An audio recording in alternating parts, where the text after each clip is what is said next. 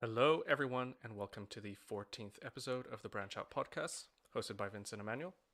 Hi everyone, it is him, and we are here again today with the very own Loris. Hi Loris, how are you? Hi guys, thanks for having me again. Pleasure. Thanks for coming on. All right, so we're planning on having Arthur on later. Maybe you guys can see in the title, and he should pop in with a grand entry when he feels like it. When he can. Yeah. All right, so our topics of the day are very spicy, very interesting, talking about capitalism and communism. But first off, we were discussing the fun topic of what's going on in the U.S. with their new legislation revolving around abortion. First off, have you guys heard about this? So I haven't really, maybe something, but I don't know specifics. Like, does it affect the whole US or just some states or something? I'm not very informed about it, unfortunately. Although I did hear that it doesn't affect all states, so there are still states that you can go to if you want an abortion. But yeah, Okay. I'm not sure exactly which states it affects.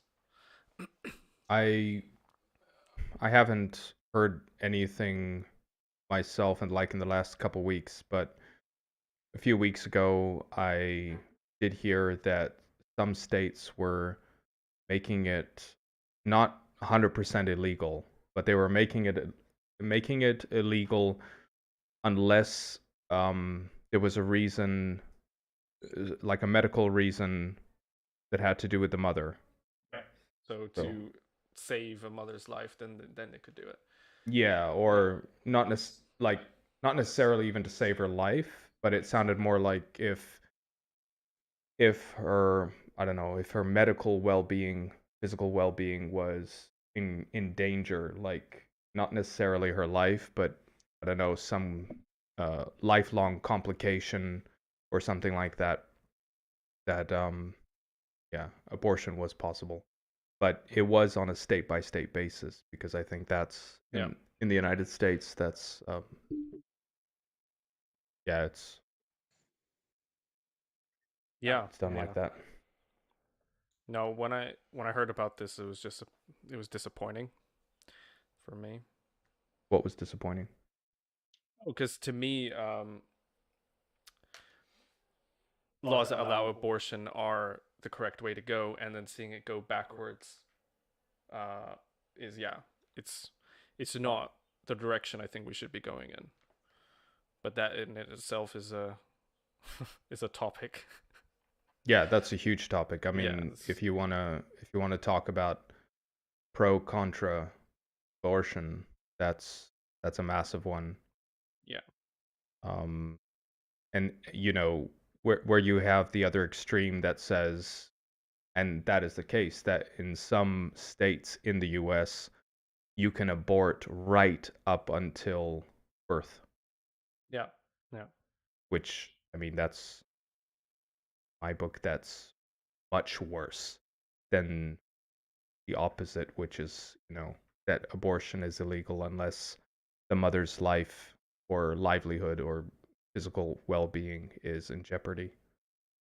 Yeah, that has to do with the line there, right? From conception up until birth, like where do you draw the line of Hmm. where it's acceptable? Um, and in different states and in different countries, they put it in different places. Yeah. Um, I'm gonna jump the fence here and say kind of like age of consent. That is also all over the place, all over the world. Yep. Um, and in both cases, people regard the law and the line as a moral, like, not to be negotiated. It's like it's almost like a law of nature. Hmm. Like you cannot go over this. Hmm. Like in the U.S., if you screw around with a 17-year-old, you're Satan. Like just like that. You're what? You're Satan. You're just Oh, like Satan. no, I that's thought you said you're tolerable. singing. You're singing. But if you do that in like Germany, no one gives a shit. What's right, what's wrong, who knows? But it's it's definitely a gray zone.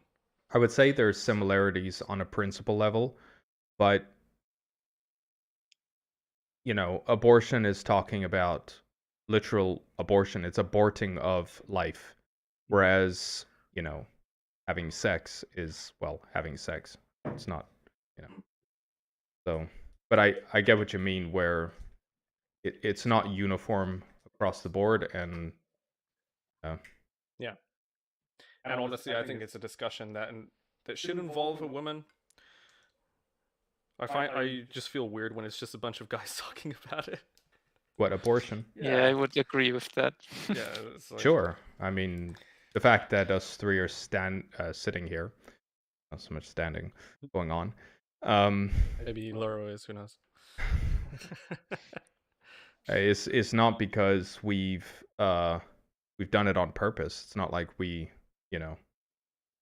had women who wanted to come on and we told them, no, you're not invited. No, we literally just, like, This is totally 5 minutes ago we started talking about this, so maybe in the next episode, write in the comments if you're interested in coming. And it's I would also interject, as a father myself, that it's not only a discussion for women at all.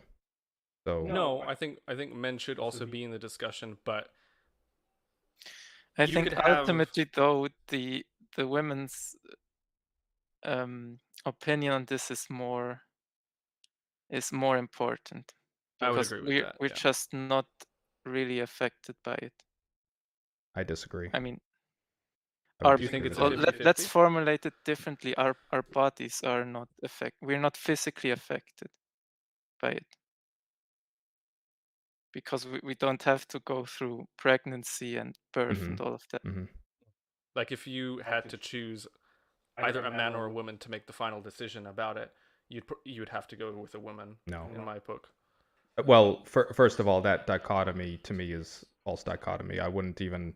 That's one of those hypotheticals that to me is so detached from reality. It's not worth even postulating. It's it's I like, think it is. what if an because- alien invasion occurred? Then what would you do? That's to me, No, it's kind it of demonstrates the principle of who has more merit in the opinion. Yeah, but there's no legitimate reason to say that you would have to choose between a man or a woman No, making it's completely the. hypothetical, obviously. Yeah, that's what I mean. It's like alien invasion type stuff. Alien invasion might be actually I'm more pretty sure I realistic. could find a way to I- make an example with alien invasion that makes Something sense. interesting, though, it's yes, it is hypothetical, but I've seen some clips online where, for example, in America, some kind of court or whatever, and they're discussing abortion, and they're writing laws, Hmm. and it was this clip with one woman that spoke up against those laws that illegalize abortion, and she was literally the only woman in that court Hmm. that made those decisions, Hmm. and I think that's completely wrong. Yeah, I would be Personally. very careful with that, though, because like, the underlying assumption for a lot of people seems to be that if you had more women around involved in the discussion, that there would be a greater pull in favor of abortion. And I think Yes. that is highly questionable, actually. Yes, and I don't want to say that. I just Yeah. No, but it's a good point. their opinions are needed. I'm not saying Absolutely. that they are all gonna be pro-abortion. Yes. Absolutely. I think the biggest problem regarding abortion is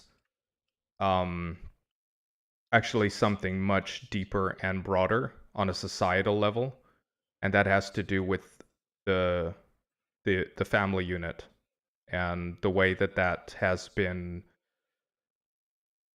you could say, intentionally, also probably unintentionally,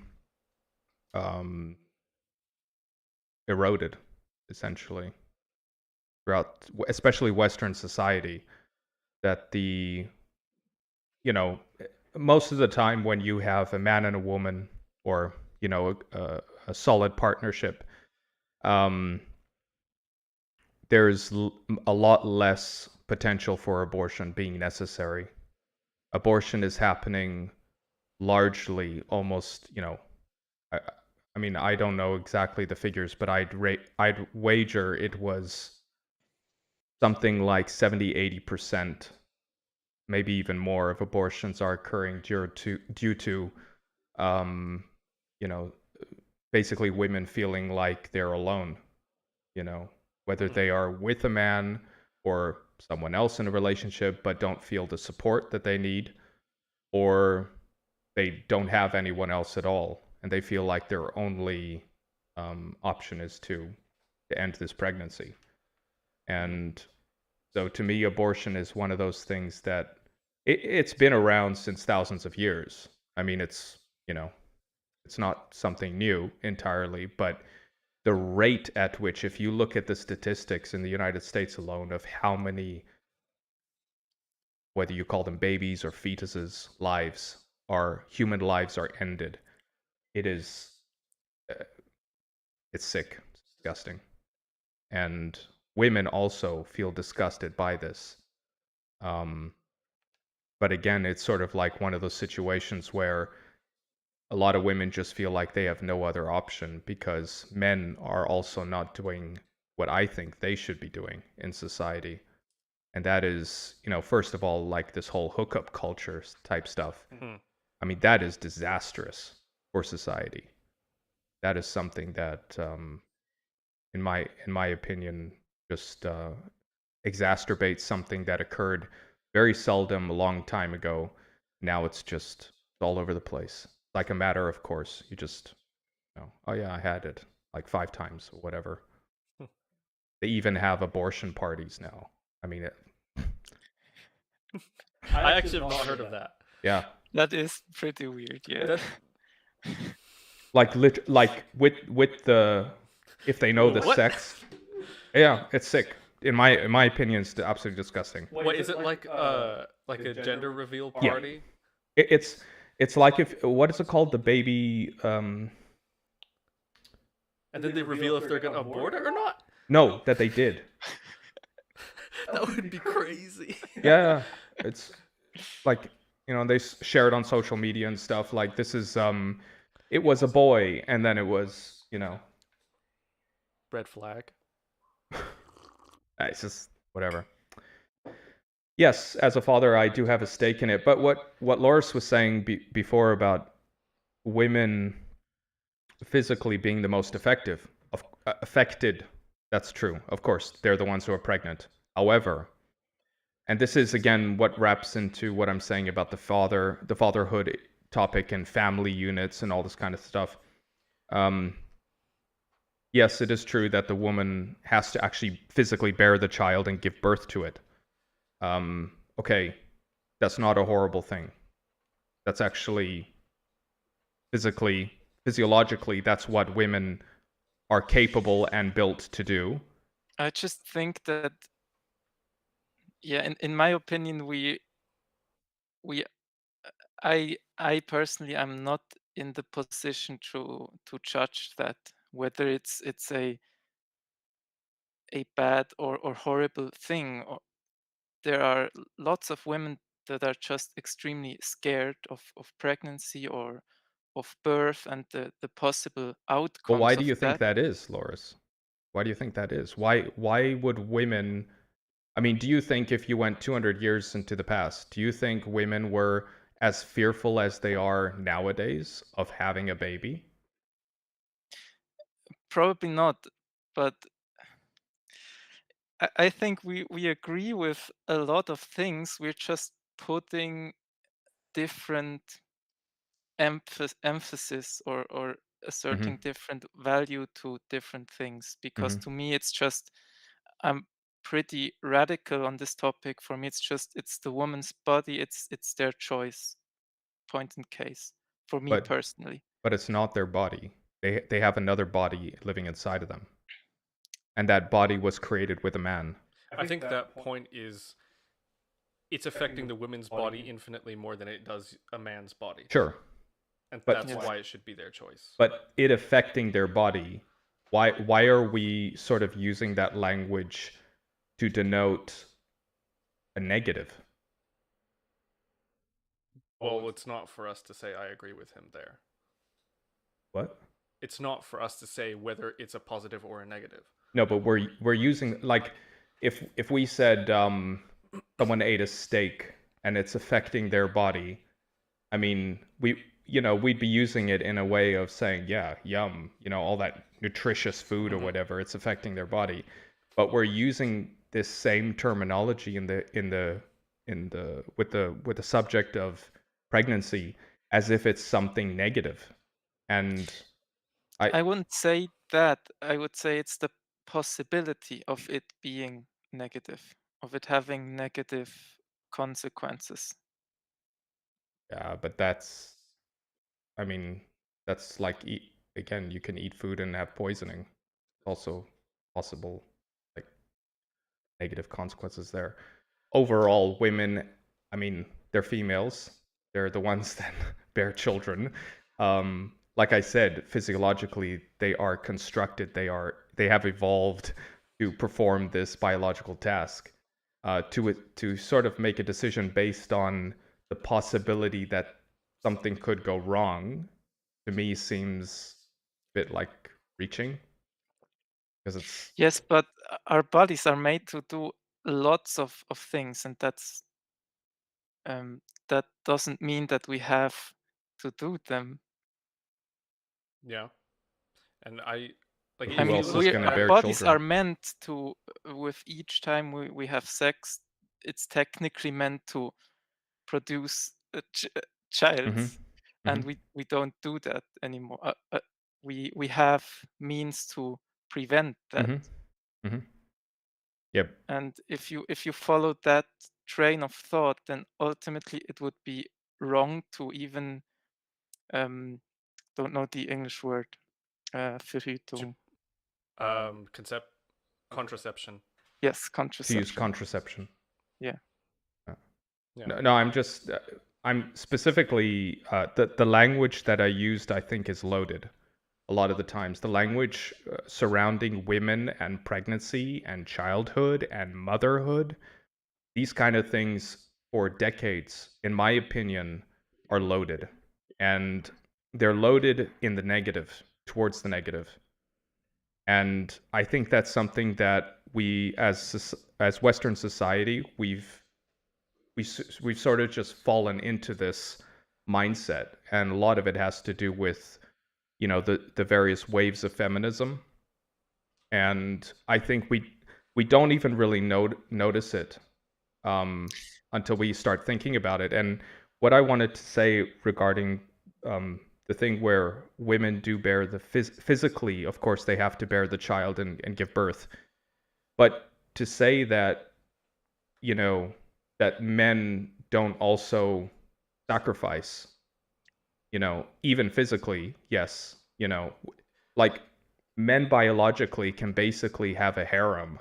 We can basically, have, I don't know how many women one guy could have, but we basically, in the way that we live since a couple hundred years or a bit longer, we dedicate our lives to this one woman, and she has a child. She has our child, hopefully. Um, and we dedicate our lives to caring for the mother while the mother is in these various stages of pregnancy, and then, postnatal as well, and so on, in motherhood. And that's the role that fathers play. And I know it's not immediately noticeable that it is as, let's say, taxing or physically exertive as the role that the women play, but it nevertheless is a huge role that, again, if there are good fathers around, that's what they're doing. And that's what I did, So I, yeah, I do take it a little bit personally when people sort of say, well, the women should have all the say, and you as the father, you can just shut the fuck up and, No, I agree with you there. I don't think that because people that think that basically say that men's opinions don't count when it comes to this, and I think that they do. But if just to line it up, I think that when it comes to this, men ultimately have a say when it comes to the life of the fetus. That's what they can have an informed opinion upon just as much as a woman. Like, how much is the life worth? Women can have the same opinion, but in addition to that, they also have the opinion when it comes to the weight that they carry during pregnancy, going through that. So men kind of can talk about one of the aspects, and women can talk about two of the aspects. And to me, that's why women's opinions carry more weight, because they can cover all the aspects in their opinion, whereas men can only cover one. You I mean agree with that. so women can talk about the physical attribute, the exertion involved, and all that sort of thing. Right. Yeah. And at the end of the day, that is completely their decision whether they think they want to carry that physical burden, or whether they want to enjoy that physical experience, depending on Oh, whether you want to absolutely. go about it positively or negatively. Yeah, absolutely. Yeah. And a lot of the time, there's not even a man involved. Like, as you said, like if it's a single woman and she just got pregnant during a hookup, like there's no man's opinion there about the fetus. It's just hers. Yeah.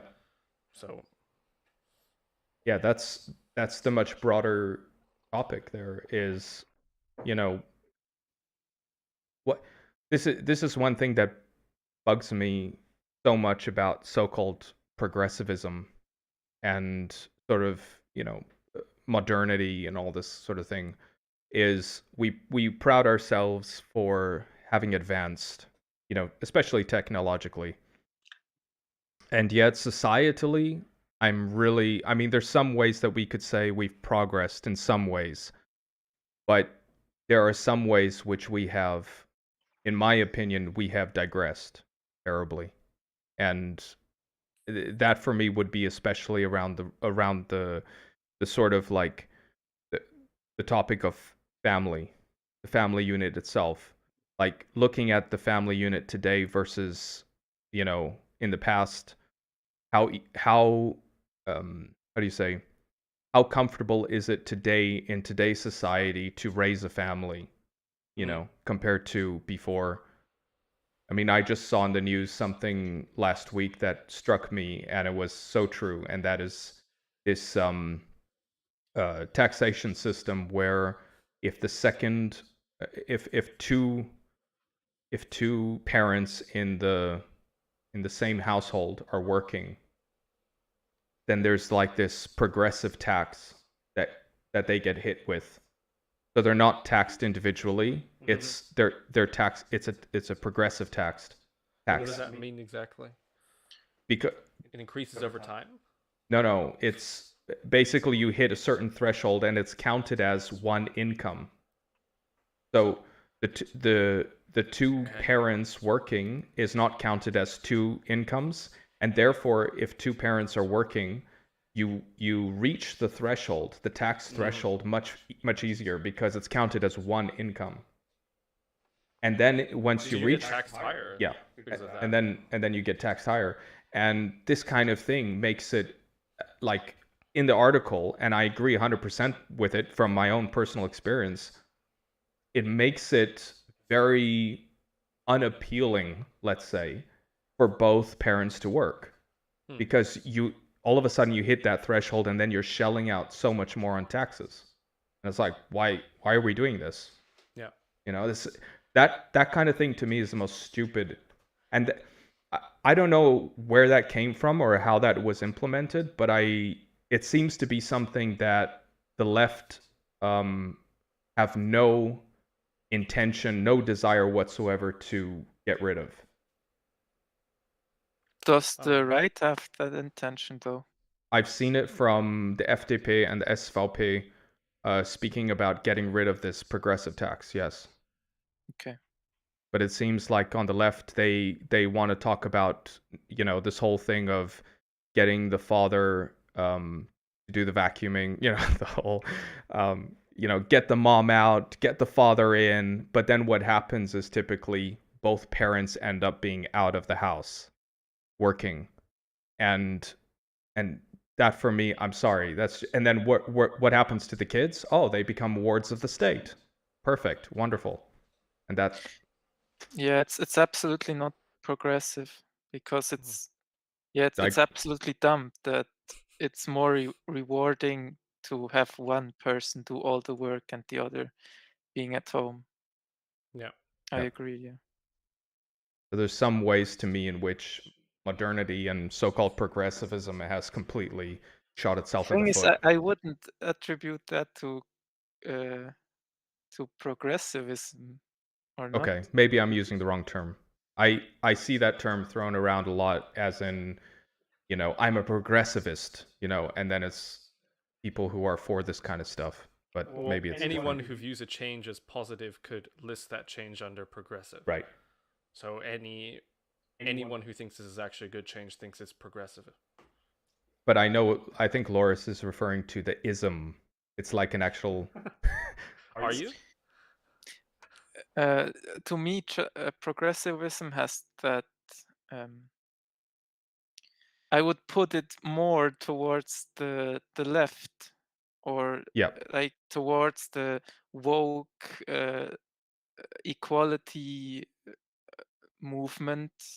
Would you put it that far to the left? Or let's formulate it differently. I would say that fighting for equality is a very progressive thing to do. Yeah. And I Mhm. would say that the law that you just described with the tax, that progressive tax, is absolutely not that, because So it okay, doesn't promote equality. It's equality. the opposite, Hmm. I think. It's a bit of Mhm. an anomaly there because it's not really conservative, is it? What? That tax. It's just kind of.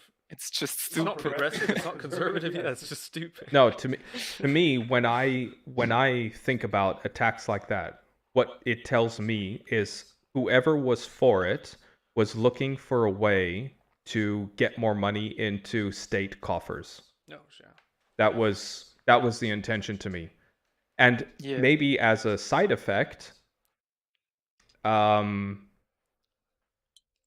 force both parents to have to work full time, because that's essentially what's happening, right? If you are two parents and you've got 3 or 4 kids, Hmm. life is so expensive today. On one salary, it's going to be very difficult. Yeah. Okay. Unless you're like one of these people getting, 200,000 plus, per year. So on a single salary, most people are not going to be able to provide for a family of 3 or 4 kids. So what does that mean? Okay, so the second parent then has to go into the workforce. Can the second parent go into the workforce a little bit? No. Because then again, you have that problem. You reach that threshold really quick, and then the amount of money that the second partner is actually taking home, let's say after paying tax and all that, is such a ridiculous amount. It's like, what are you doing? So what that does is it forces the second parent to work more. And then at some point you're just like, well, we're both working 4 days a week, Which is very counterintuitive to me because one of the reasons why I understood people get married is also for tax breaks, especially if they have children, right? Some places, yeah. Yeah. Because not in Switzerland. Because I guess not. The way this sounds is it's doing the exact opposite. Yeah, it sounds like a really Swiss law. Because it just Is it? it I yeah, thought we're supposed it to have kind good of is. taxes. It just fucks the middle class. Oh yeah, totally. Yep. Yeah. And the lower class will just get on the dole, and Yes. the upper class couldn't give a shit. The lower class are not going to get married anymore.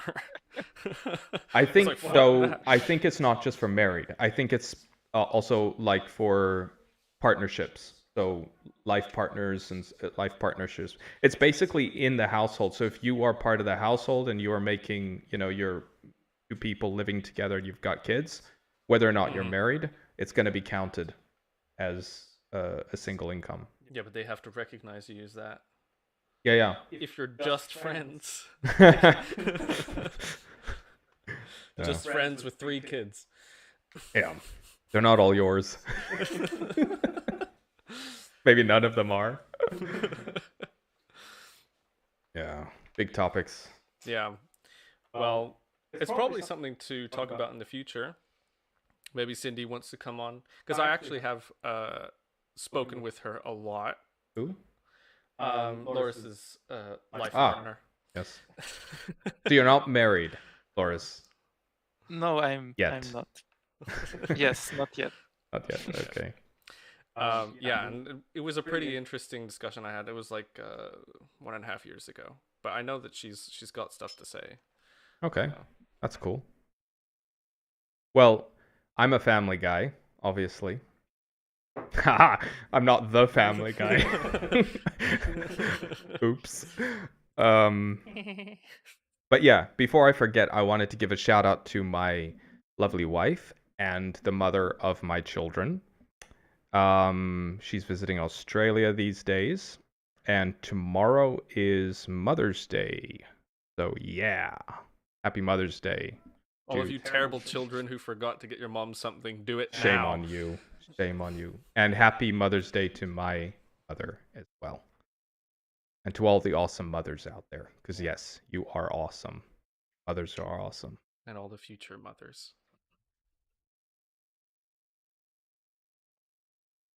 On that happy note. On that happy note. Does Loris, communism support mothers?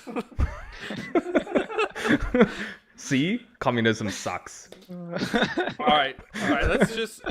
Why don't we start like this? I won. Are you a capitalist or a communist? Or neither? I think we have to define that shit first, because I don't know. All right. No, I was thinking about it the other day, because I was thinking like, oh yeah, capitalism, free market enterprise. And then I thought, that's not capitalism necessarily. So... Isn't it free market, but that's also not really it? Capitalism, like I'm pretty literal when it comes to words. And capitalism speaks about capital. So whereas it says never even thought about free market the word capitalism, like how does that make sense? But all right, let's capital, having Money. capital. Huh? Moneyism. No, capital. Yeah, capital's money. No. Doesn't have to. Doesn't have to be. As far as I know. I'm not an economist. It has to be some kind of currency. Wealth, no? Or can't be a capital stock, right? also be like buildings and shit? Like Yes, stuff. you can reduce those things into money, though. True. Assets, right? It has to be Yeah. assets. Yes, Yeah, assets is a assets. good word. All right, so our friend Google says capitalism is an economic and political system in which a country's trade and industry are controlled by private owners for profit rather than by the state. In that case, yes, I'm a capitalist. Done. Even though controlled by private owners Mm-hmm. rather than by the state. Communism doesn't necessarily... Or is Yes, it it does. socialism? Socialism. Socialism doesn't. As far as I know, the difference between, and Loris, you're the guru, you can correct me. I really ain't, guys. Okay. Well, Vincent told me you were, so. Yeah, I did, but I wasn't being serious. No, because a little while ago, I don't remember which podcast it was, but you made a comment which was like, Yeah, it was the first one, I think. yeah, I think it was your first one. I don't know what it was. What was it? Something. I said, let's go full communism. Yeah. In the Let's end. go full communist. And from he then was on- serious. He was dead serious. Yes, from I then was until now. You've like been a that complete. serious. I love communism. All communists are dead Yes, serious. they Get are it? great. Well, Great communists are- people. They're dead serious. No, so I if you point a gun to my head, I would probably pick capitalism over communism. Not probably, I would definitely pick capitalism over communism. I read that the difference between communism and communism and socialism was in communism, the means of production are owned by the state or controlled by the state. In socialism, it's the means of production are owned / controlled by the people, by the So you could society. have a socialist capitalist market. I mean, we already kind of have that. It used to be more socialist, Did it? I think. Yeah, I think when like mom and pop shops were more a thing, then it was really more owned by the people that were No. producing it. That's That's socialist. no. So socialism is like you have a hardware store, and everyone working in the hardware store owns it. Yeah. Yeah, but if you have a mom and pop shop, then it kind of goes in that direction. It's not one to one. You're right, but Can it's you closer to that explain than what, like a what conglomerate. that is? A mom and pop shop is just Yes, sort of like a business that is family owned. Okay. Family-owned business. Yeah. Family owned, family run. Yeah. But that's not typically what's thought of as socialist. No, but it's closer. Because like people definitely say that communism, for example, communism / socialism works at a certain level very well, but the scalability of it is a problem. So like at a family level, yeah. the family, like my family, we're not capitalist, I don't think. We're probably yeah, socialist or communist, something like that. But then as you grow that out over multiple families and then moving on from families to a village and so on, then it gets a bit more troublesome. But Loris, what do you think about that difference between socialism and communism? Is that legit, or like the state-owned versus society-owned, controlled? Yeah, I think it's a pretty accurate description, but I always have trouble making sense of that. It's really abstract because at some point you need some kind of entity that has or owns stuff. You can't, if you say it's just the people, it's There's no coordination there. It's just a bunch of in a utopia, in a ideal society, the government is the people. It represents the people. It should do that. Oof. And Tell me about it. if you have that, there isn't a difference anymore, basically, between communism and socialism, if that's the case. But I see socialism as more of maybe not a thing, like you said, that you apply, and it's not really scalable, as you said, and you can apply socialist concepts to capitalistic systems. For example, I think the English words, Krankenkasse, health Healthcare. insurance. healthcare. Yes, healthcare is a really socialist concept. The Is it though? people pay. No, actually, no. It's a communist, isn't it? I would It's say redistribution of socialist. wealth, isn't it? Okay, how Yes, is it it is. either of those? How Let's how look is up the it exact healthcare? definitions of these. It So- redistributes money, right? Yeah. Everyone pays, and then some individuals that need it take from that pot, which everyone paid the same amount. Everyone is has that- the freedom to take from it if they need it. I'm just curious. Is that because I don't know? I'm just thinking about it now. I've always assumed that stuff like health insurance, like they say universal health insurance and stuff like that, or what's the other one? Universal income? No. Well, yeah, but the just welfare. What is it called again? Social welfare. Yeah, welfare. Yeah, welfare. Being on the dole. That kind of stuff. I always thought that was socialist, but is it really? How is it socialist? Well, let's look at it. What means of production are being owned or controlled by society? I mean, there's a tax. Obviously, there's a tax, but So socialism is a political and economic theory of social organization which advocates that the means of production, distribution, and exchange should be owned or regulated by the community as a whole. So that's not health insurance, because that's still regulated by the government and owned by the government. well, hospitals are largely private, actually. Yes. In Switzerland, it's not. In Yeah. Switzerland, it's privately owned, Yeah. right? But it functions. No, pretty but much like the hospitals same. themselves, Mhm. everywhere they're. I mean, okay, maybe in the UK, and I actually don't know In if most countries with healthcare systems, that's governmental owned. what is the hospital. No, the insurance part of it, like the monetary part of it. Aha, like you mean if it's like Medicare or Right. NHS, that sort of thing. Yeah, yeah. Obamacare. I really like the Swiss system when it comes to. I'm not saying it's perfect by any means, but I much rather prefer the Swiss system of health insurance.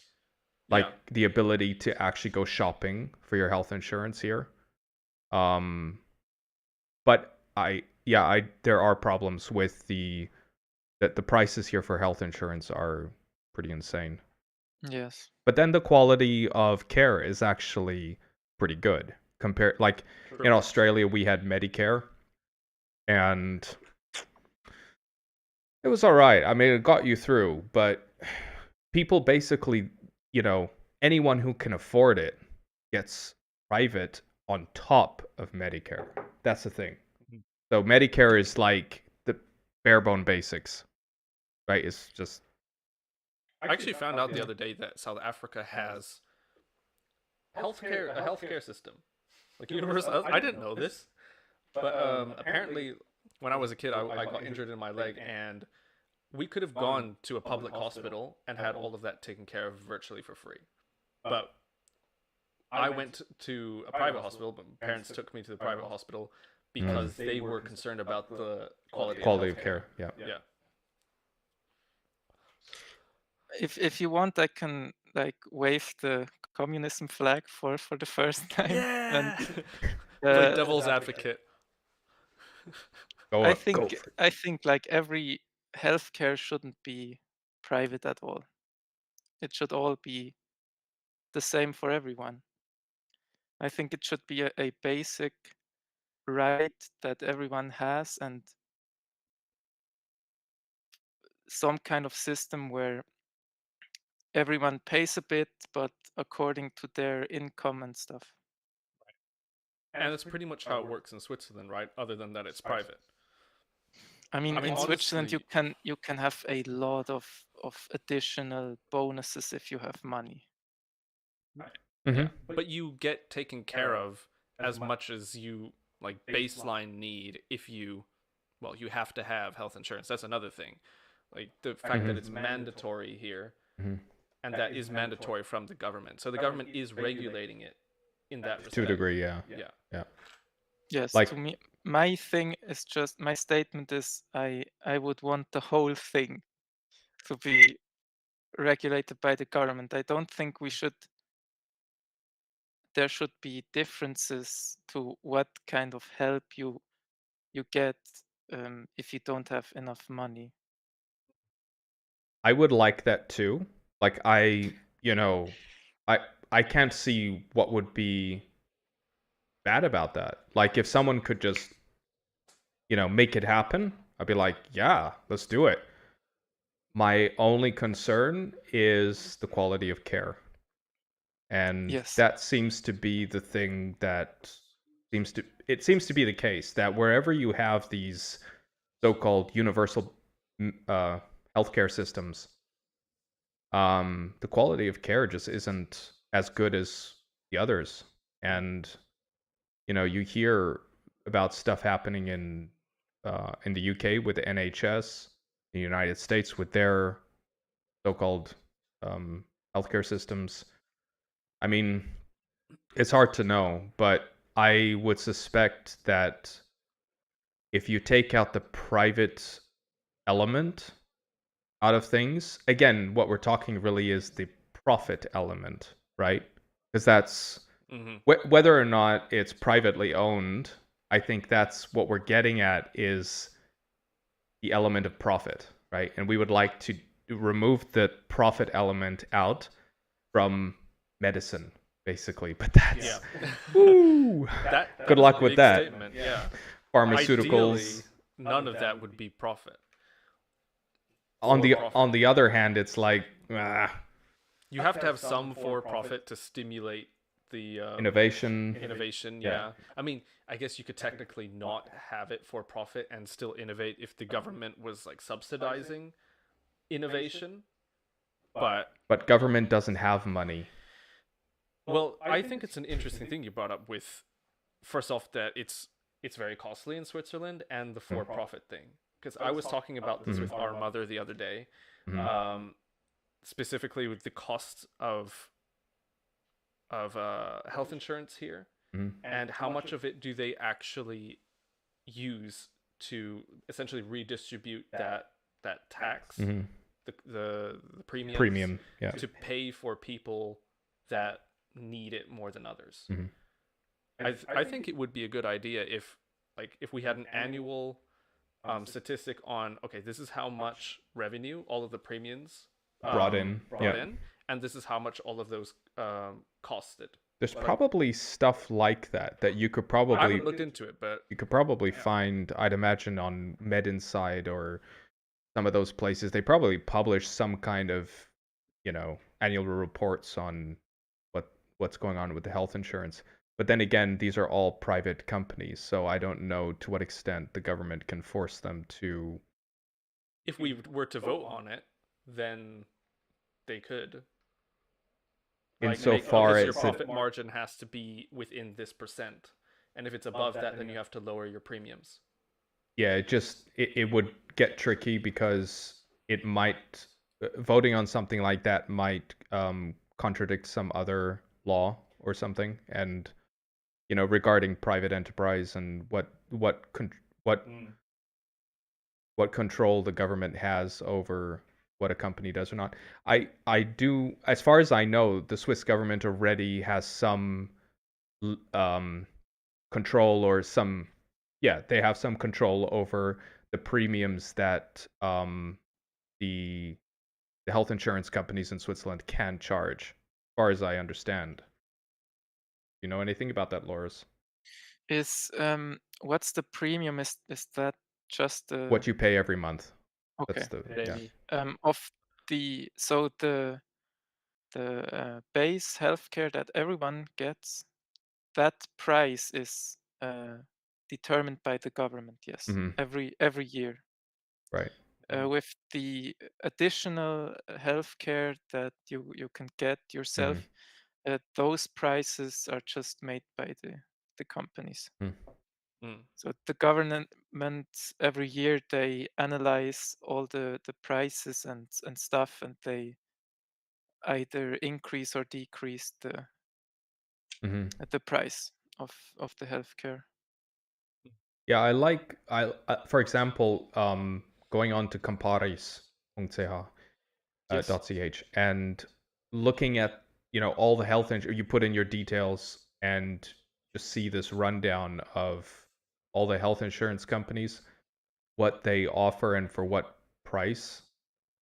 There's quite a lot of variance. I mean, you can go with the cheapest end or with the most expensive end, and there's, as far as I remember, there's like a couple $100 difference. So there is some leg room there. But I guess some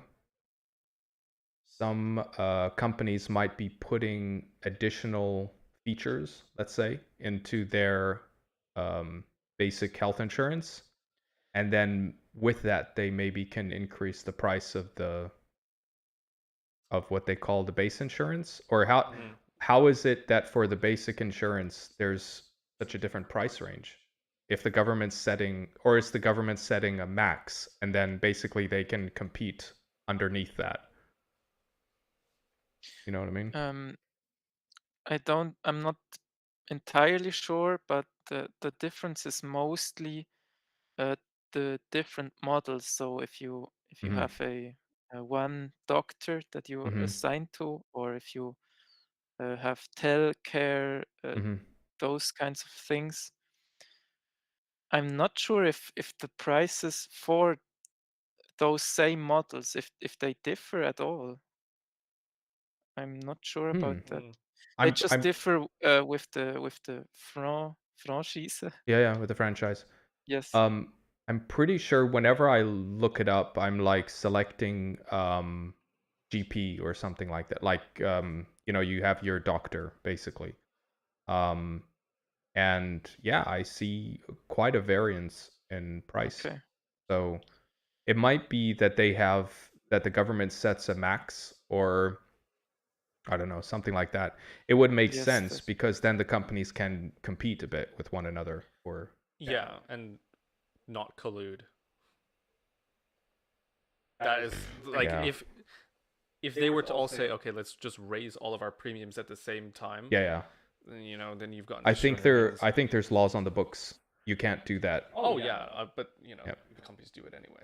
Well, there's people with vested interest to do that, and there's people with vested interest to make sure that you don't do that. Right, So yeah. it works both ways. I would say the gas stations are more likely the ones who are doing that. Yeah, you're feeling the brunt of that right now. No, but they do it. I think Yeah. they do it. No, like I drive through Zollikofen, and you just see all the gas stations have lifted their prices or dropped their prices Yeah, they all do to it the together, rappen, but to the cent, like equally.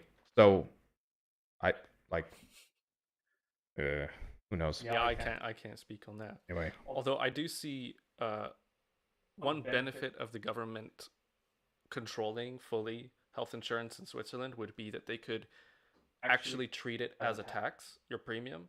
And so you could have people with higher income having to contribute more. Because at the end of the day, the whole point of this is that people with lower income don't feel the brunt of medical bills as much. Like if you're rich, if you have a 200K annual income, like you can pay pretty much all of your medical bills and you don't have to worry. Like that's fine.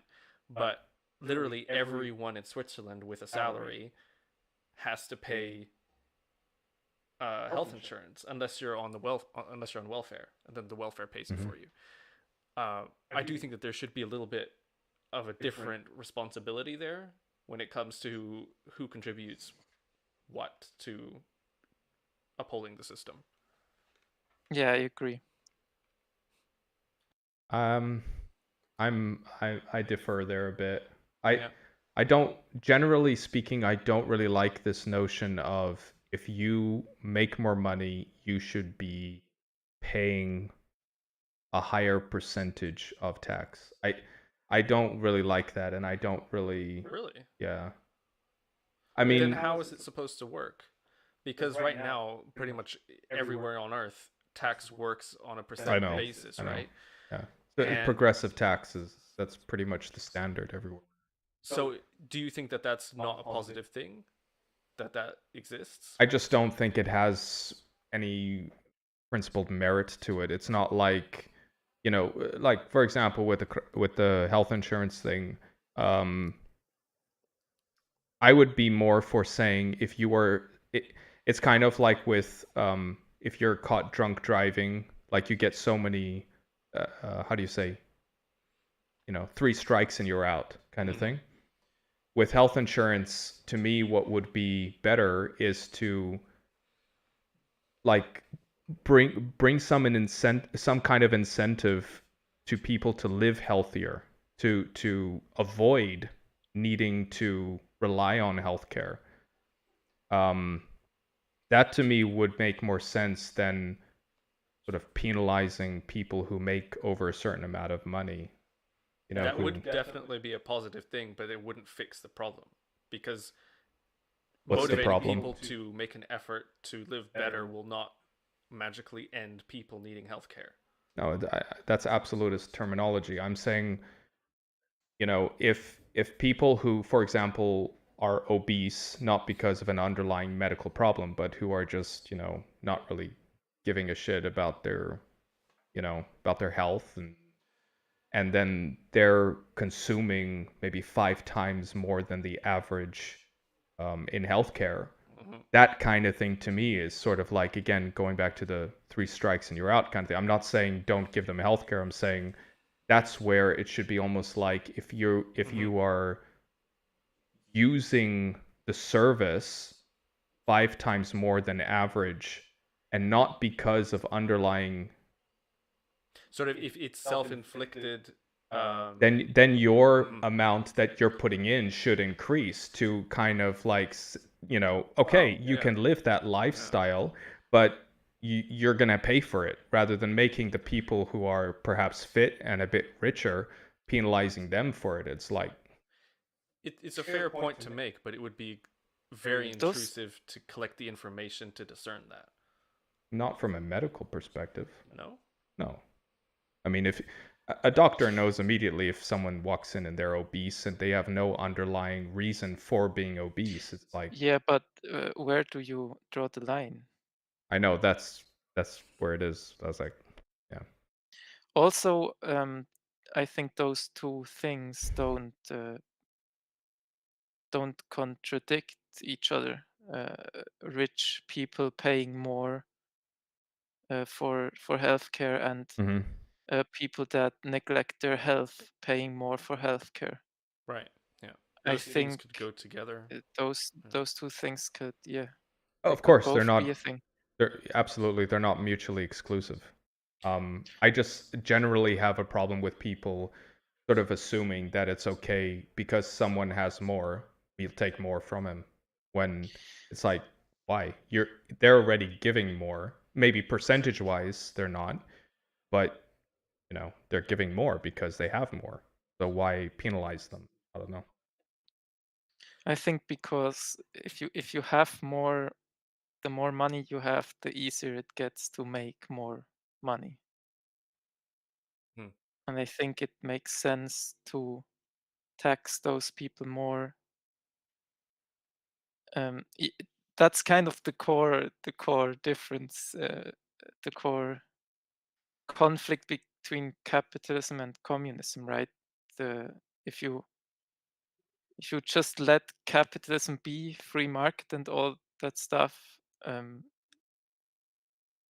there are going to be people that just get extremely rich, and at some point it's for the poor people, it's not going to be possible to even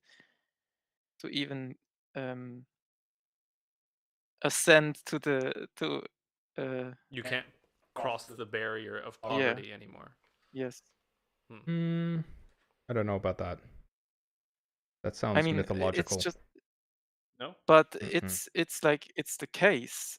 The rich gets richer and richer, and the poor and Get the poorer the and middle poorer. class, they basically Yeah, but how much of don't that get is richer. due to capitalism? I'm not so sure of that. I mean, if you're not capitalistic for so in communism, that can't even in the theoretical communism, that's not the case, because everyone has that shared pool of assets to take Everyone's got from. nothing. So, yeah. Everyone's got shit. Yeah, maybe. So if the healthcare thing, if Mm. you don't regulate that at all, Mm. wouldn't that prevent some people from being able to pay for that? Because the prices would be higher, I think. I don't think so. How's that? I think, like, right now, what we're dealing with in this question is we're dealing with a healthcare system that exists. And then we're saying if we detach the government completely from that healthcare system, would that be a good or a bad thing? I would say that's a bad thing. But that's because the healthcare system that exists is already constructed under or on top of already a bad foundation. As So, I understood it, it was completely getting rid of the healthcare system. Literally, if there was no healthcare system, and there's healthcare if you can afford it, just Yes, you out of just pocket. pay for every time you. Yeah. I think it would be. I think it would become like every other consumer good. It would become. Yes, it would, and then you don't really have. I mean, it's just if you then have some really serious injury, Mhm. you wouldn't be able to afford it if you're not extremely rich. For example, if But why? your It would legs be. don't. It would be. Wouldn't there be a business incentive to make it affordable? I mean, just like with everything else, mobile phones. I mean, everything's becoming cheaper. It doesn't seem like there is, because the majority of people don't need to spend very much on healthcare. It's the minority of people that actually need to fork out a lot of money for healthcare.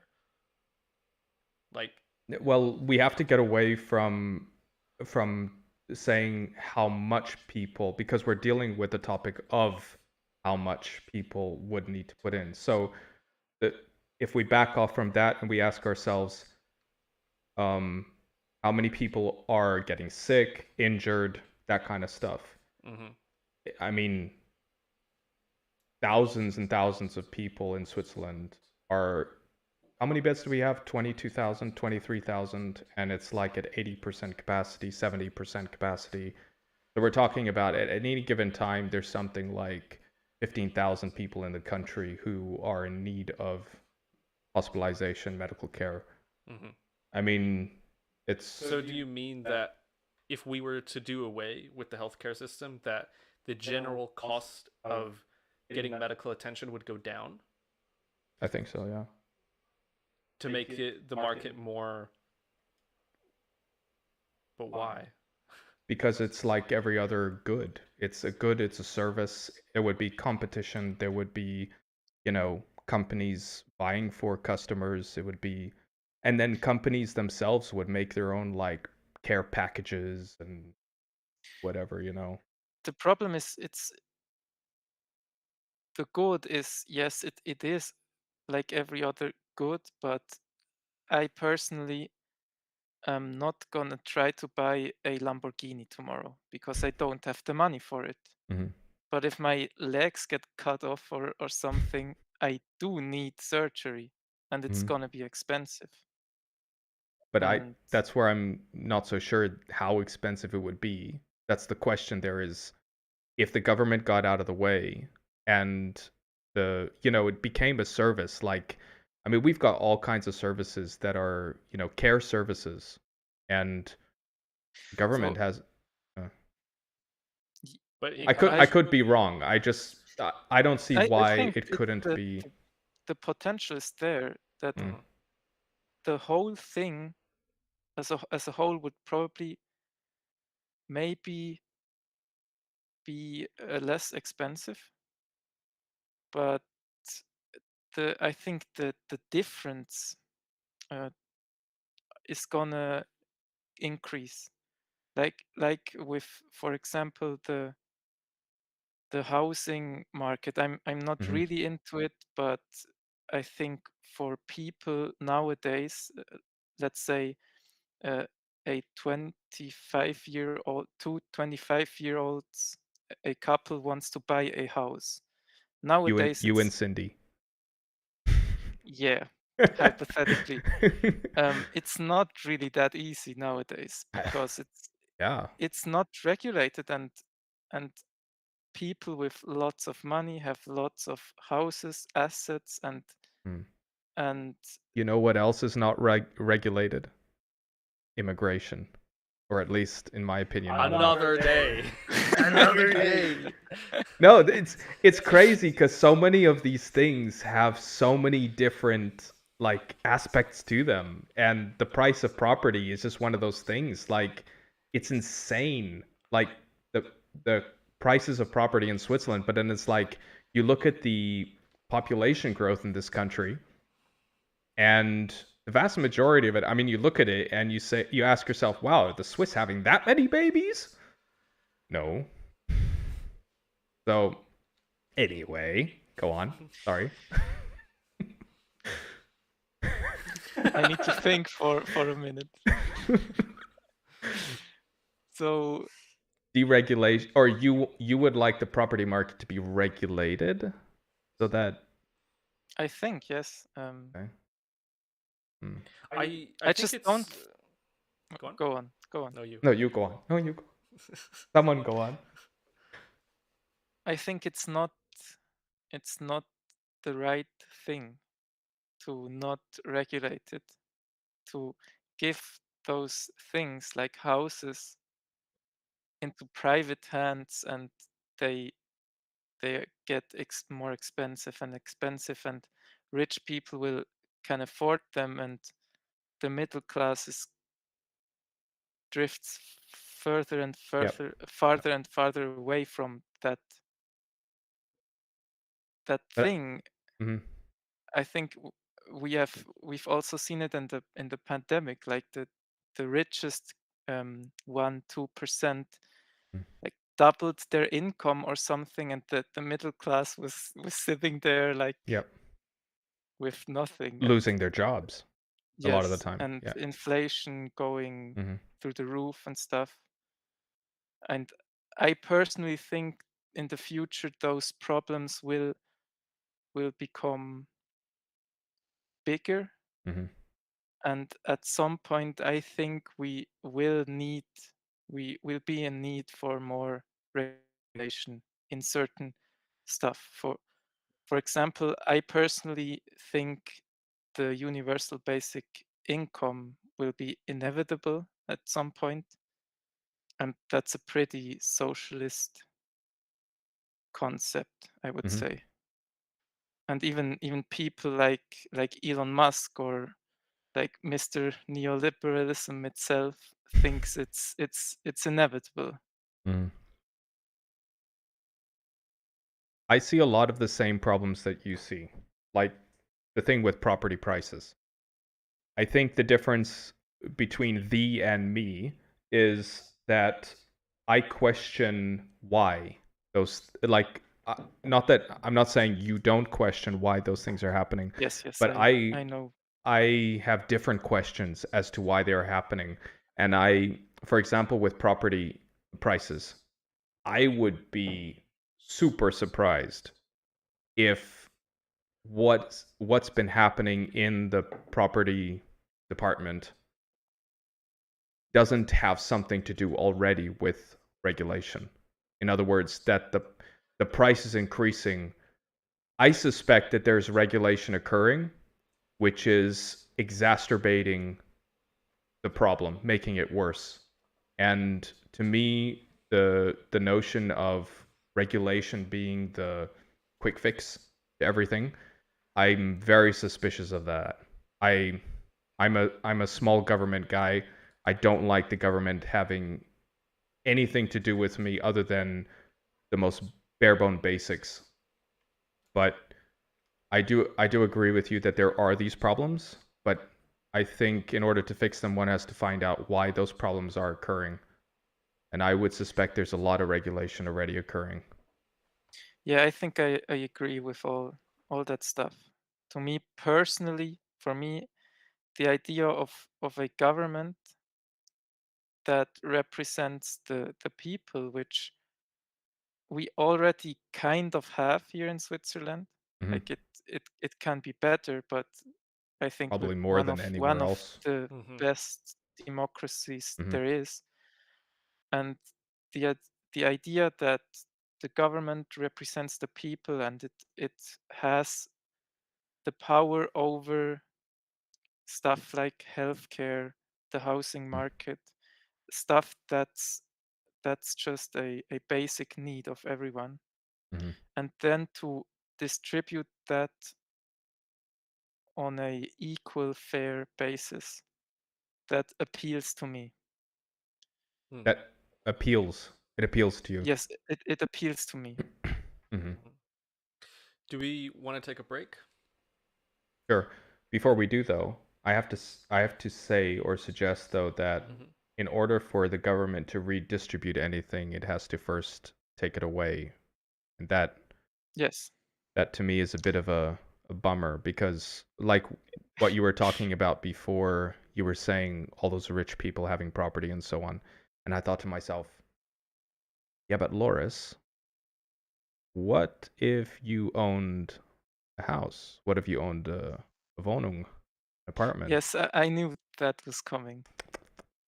The thing is, I Listen more after the break. okay. All right. 5-10 minutes. Yes. All right. See y'all in a bit.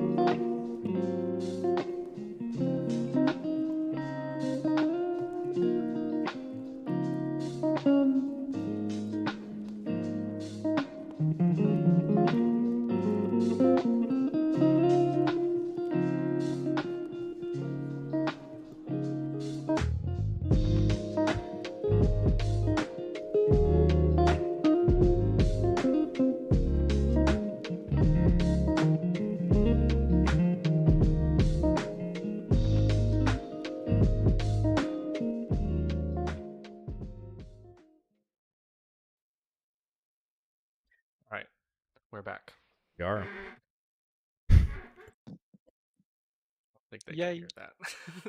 I was Vincent commented to me in the break that it's interesting how we are discussing the topic that we are, and in my head it was kind of like we're not discussing it ideologically, we're discussing it practically. So we're talking about actual everyday things that, again, like everyday people have to think about, healthcare, this and that and the other. And I think that that's a cool way to approach the topic from, I think it's very helpful because you're not like working under the guise or under the umbrella of a term that encompasses different ideologies. Yeah. You just work off of what makes sense, and at the end of the day, you can collect what you think makes sense. And does it fit under any one of these kind of more than others? Isms. Any of these isms? To me, why do we even need those? But I asked before the break. I asked Loris, what if he owned a house, or an apartment, or a caravan, or Yes.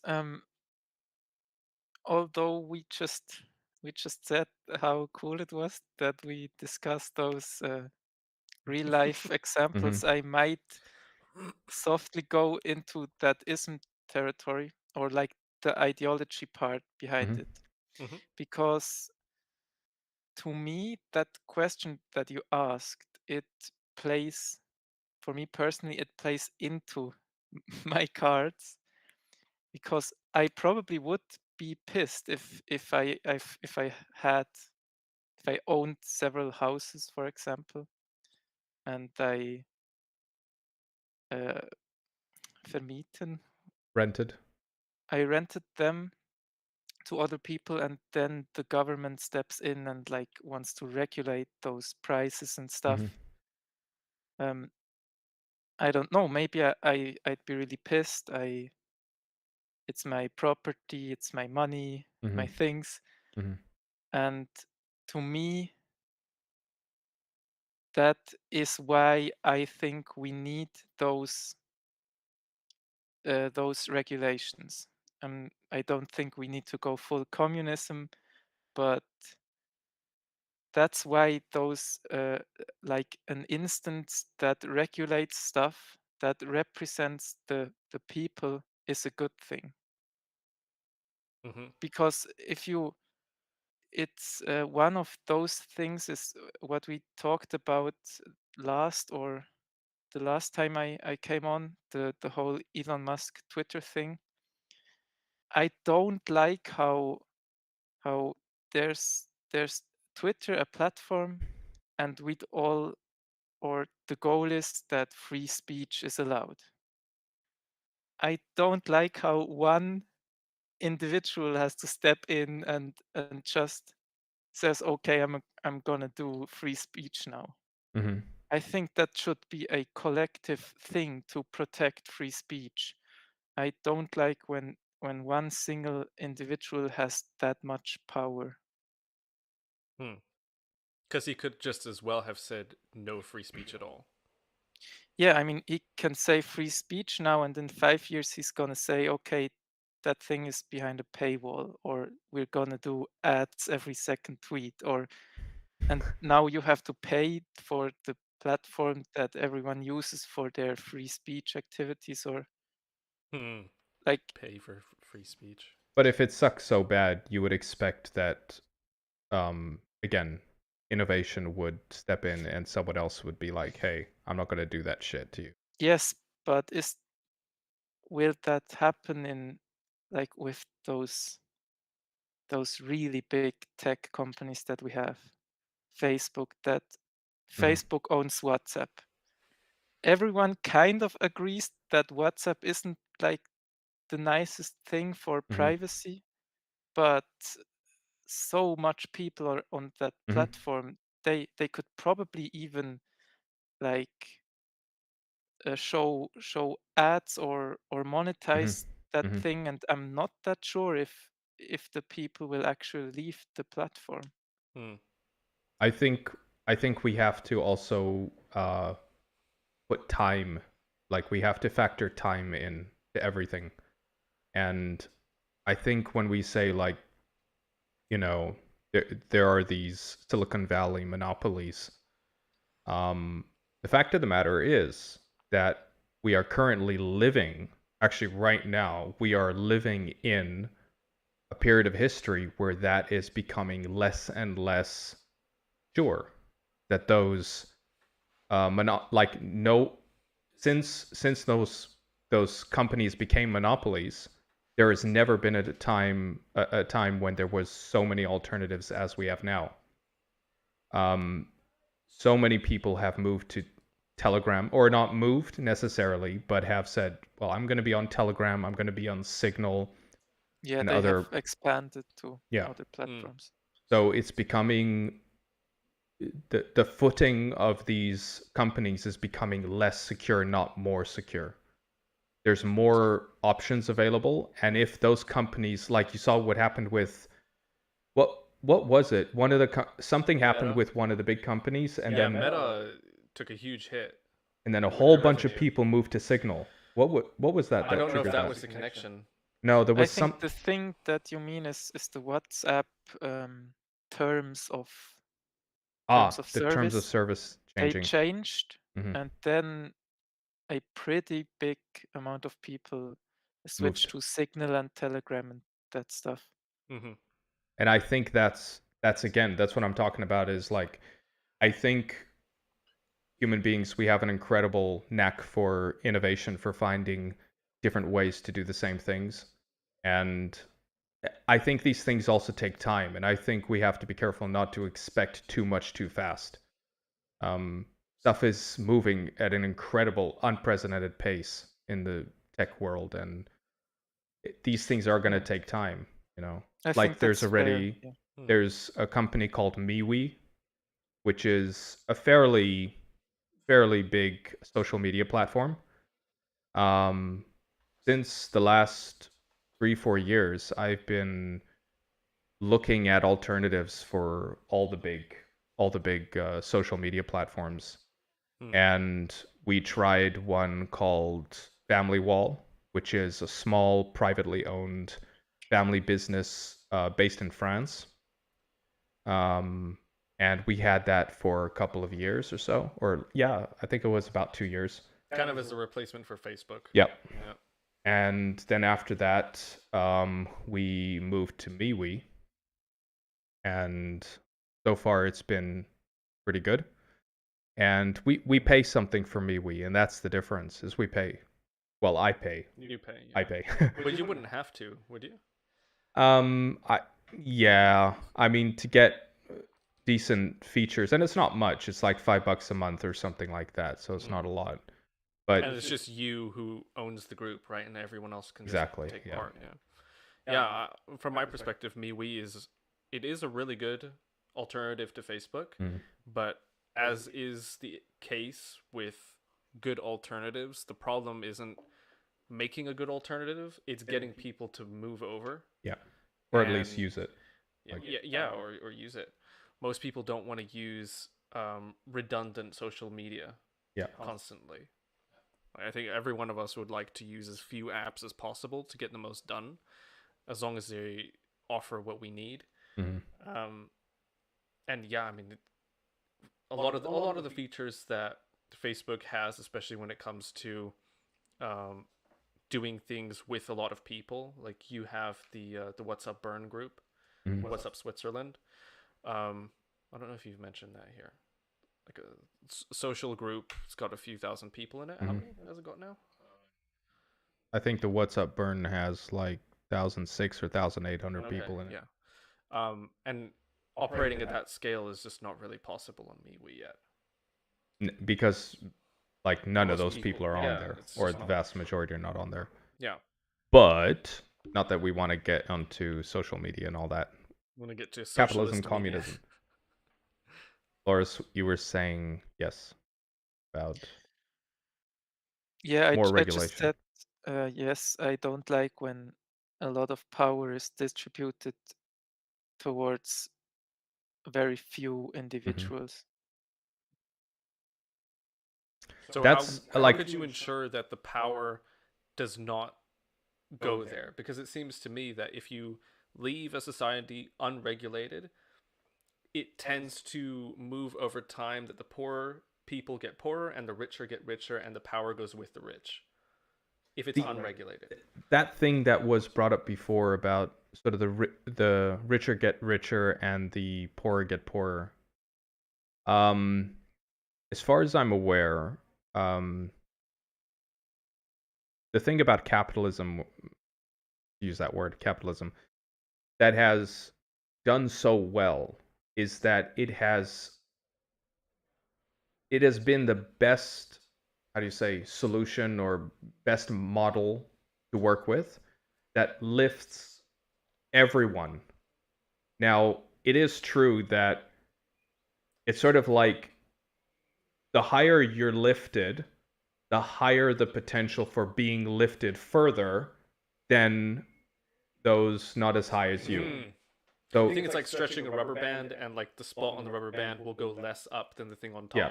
Uh-huh. So it's not that everyone is being lifted at the identical velocity, let's say, but it is the fact, I believe, that everyone is being lifted. It's just that at a certain point you start getting lifted higher, like at a higher rate, or you have the potential to move further up the wealth ladder, and so on. But I don't think that that's unfair. No, but I also like, yeah, if you look into the recent past, definitely the quality of life and accessibility to critical things, or even just like quality of life things, that has gone up dramatically. Access to healthcare and whatnot. Although right now it kind of seems like the trend we're seeing is that things are getting increasingly more difficult to afford, like housing, like all of these things. So it's not that it doesn't feel right now that we're actually getting lifted anymore by it. Yeah, that's yeah. It almost seems like it's reached its peak and then it's coming back down again. And maybe that's just the way economies work, where they have a dip and then it goes back up. Or is it because, again, of this government interference thing? Like, we've also seen how big governments are getting in the West. Governments, I mean, for one way to look at governments is just look at their budgets. Like, just look at the budget and follow the trend over the years. It's just shooting up. And that is one metric that one can use to get an idea of our governments. Like, I would, in my perfect world, I would think a world is getting better where the government, the how do you say, the government influence on society is decreasing, not increasing. Because that also shows me that a society is increasing its maturity, it's increasing its care for one another, it's, that the society itself is getting healthier. For me, seeing government power over society increasing is a very bad signal. It's a signal that society itself is becoming worse, essentially. I think that is pretty absolutist, though. I mean, Well, I agree with that. I think the rubber band analogy is fantastic. I completely agree that capitalism has done extremely good in terms of lifting to some extent everyone up. But that government thing, I'm not.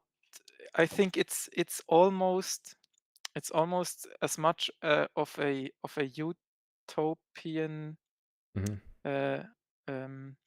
thought like the left has with the, oh, we're gonna be, everyone will own everything, everyone will be happy, Anarchist. blah blah blah, that thing. Yeah, that socialist thing. I think both those things are utopies. Is that what you call it? Utopias. Utopias, exactly. I don't think the government will ever go away or shrink extremely. That's unfortunate, isn't it? Is it though?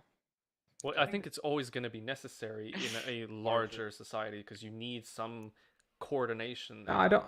I mean, to some extent, yes. I think government, like, there was a book that I read a long time ago called "The Death of Communal Democracy," and it was. I found it such an incredible book because I never heard about democracy being formulated like that. And it was talking about the ancient Rhaetian people in Switzerland. Well, it wasn't Switzerland back then. It was the people who lived in the Graubünden area. Rhaetia, they were called the Rhaetian people.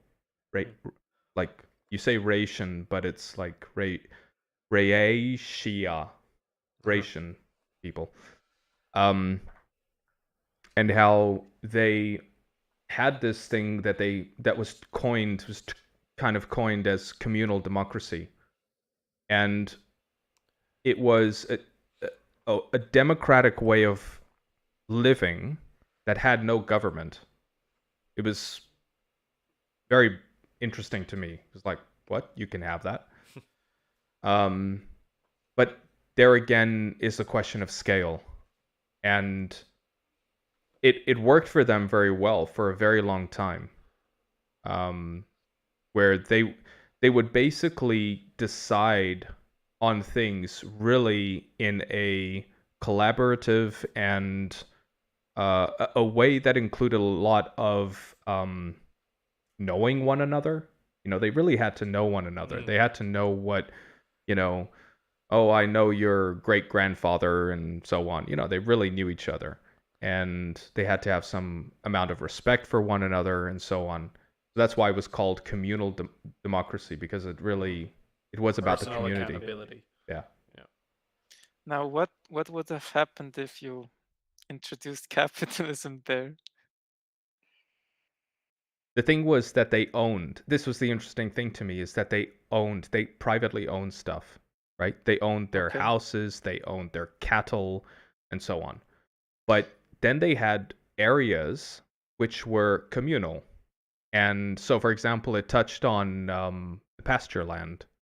And it was talking about how they would decide, so-and-so has his cattle there. And then what about the other guys who have their cattle? They need space as well, and so on. And it was those communal areas. And they decided not to allow those areas to be privately owned. So basically those areas had to be public land, and then they would decide together, okay, who has their cattle there, when, and so on. So it was this mixture of private and public property already.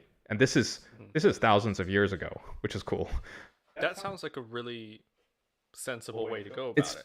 super sensible and super practical. And it's stuff that's been around for thousands of years. I own the stuff I need. Yes. And we collectively own the stuff that we need. Yes. That's actually from my amateur reading of history. That seems to be a very Germanic thing. The Germanics had this thing about that you were allowed to own the stuff that you needed. Your house, your little vegetable patch, or the amount that you needed to have your 2 pigs or whatever. You could own that stuff, and your sword, and your tools and implements and sort of stuff like that. But everything beyond that was public. But it doesn't scale up very well, or at least it's very difficult to scale up, because right now what we're living in is the stuff that we need. We don't own that at all. In fact, in most places, we don't have any say in what really happens to it. Like what? Like, for instance, if your houses, for instance, yeah. I mean, that is actually Yeah. stuff that you need personally, so that's even more of an encroachment. It's not free pasture land for everyone. It's your own Yeah. thing that you should own. Yeah. That's being owned by rich people. But then again, yeah, it's being owned by by people who, let's put it this way, people who maybe are richer than you. So everything's like relative as well. Like freaking. No, I mean, if I know people who own a house or own an apartment, they're not filthy rich. I actually know that for a fact, but I don't know exactly how it is in Switzerland. no, I'm saying like in Switzerland. Like I know people who own their house here in Switzerland, and they're not what you would think of as So that person's rich. do they completely own it? Not like a Mortgage. yes. That's the thing. I know one family they're mortgaging, and then another family, I think they own something like 80 or 90% of it already. So Okay. they're pretty much bought it off. But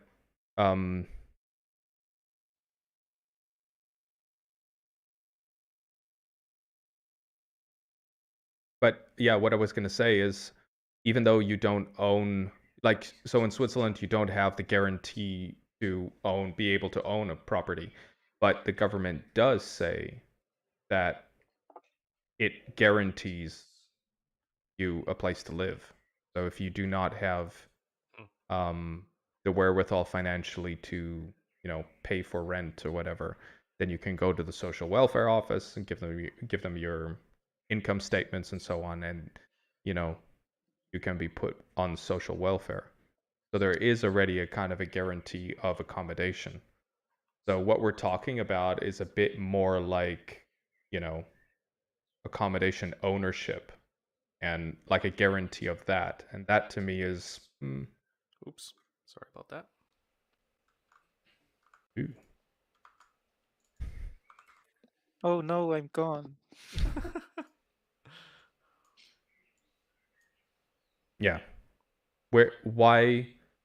So my question would be, do people have a right to own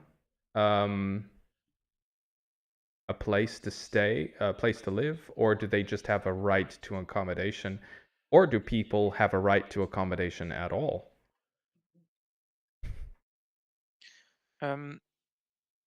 What's the definition of accommodation? I mean, a dwelling, place of dwelling. Okay. Place to yeah. live. I would say the right to own a place to live is completely utopian, because Okay. there isn't enough. Or like maybe if you just own one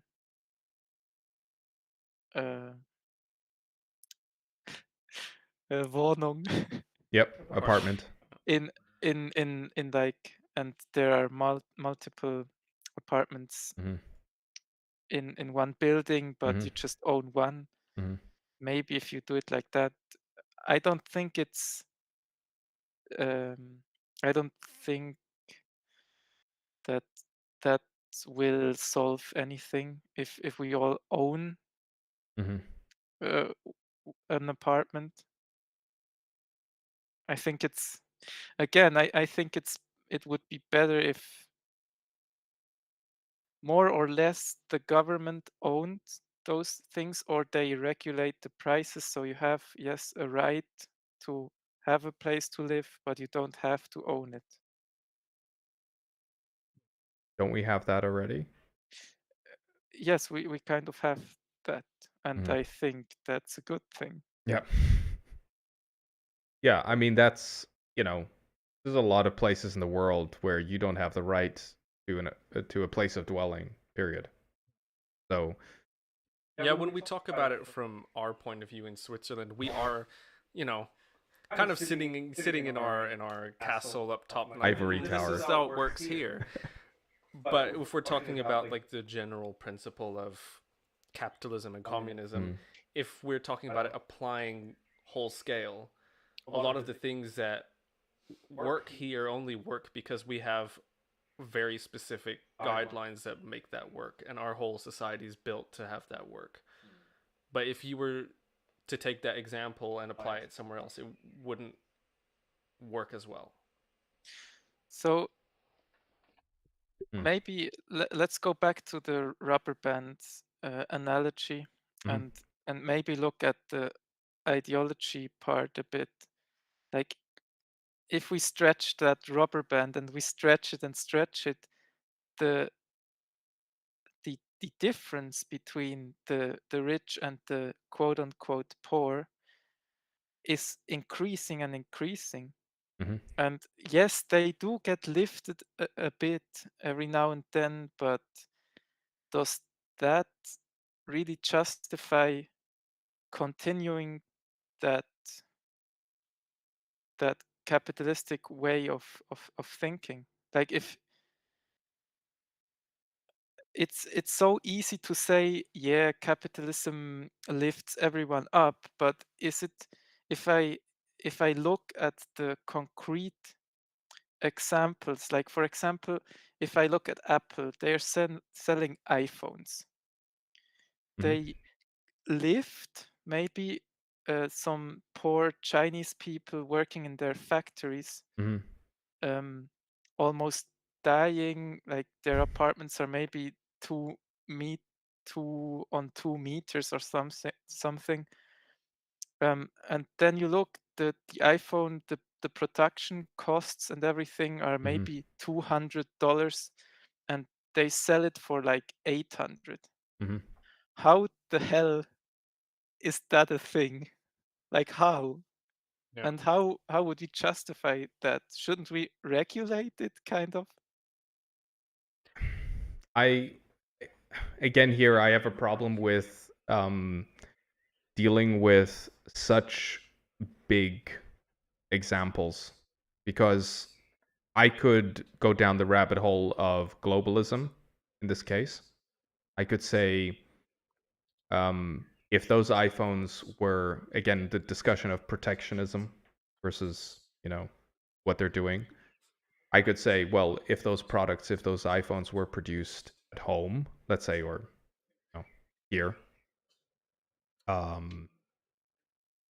either the cost of at that profit margin, the price would be astronomical to the point that they wouldn't be selling nearly as many of those devices, or they'd have to accept lower profit margins because of Yes, which Mm-hmm. is what I mean, that would be a good thing.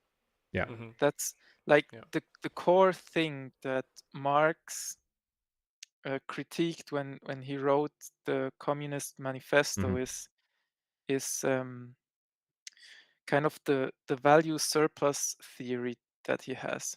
I don't know if you know No, that. I read that thing, but Yes, a lot I'm of it was probably gonna butcher it, but um, so basically, under capitalism, you have a factory, for example, Mhm. and there are people working in that factory, and they produce goods, and those goods are sold, and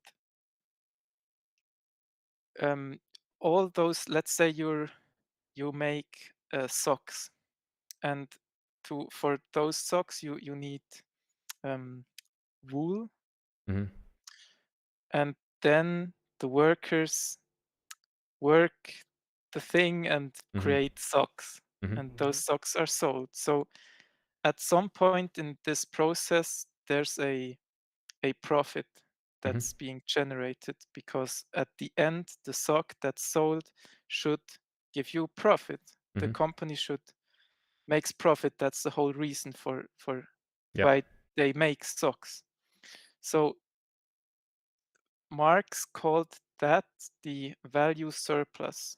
Okay. The Yep. value surplus the in the idea of Marx is the worker which does the work, Mhm. because the materials, you can buy them, maybe someone will sell them at a lower price than usual, but it's an up and down, and Mhm.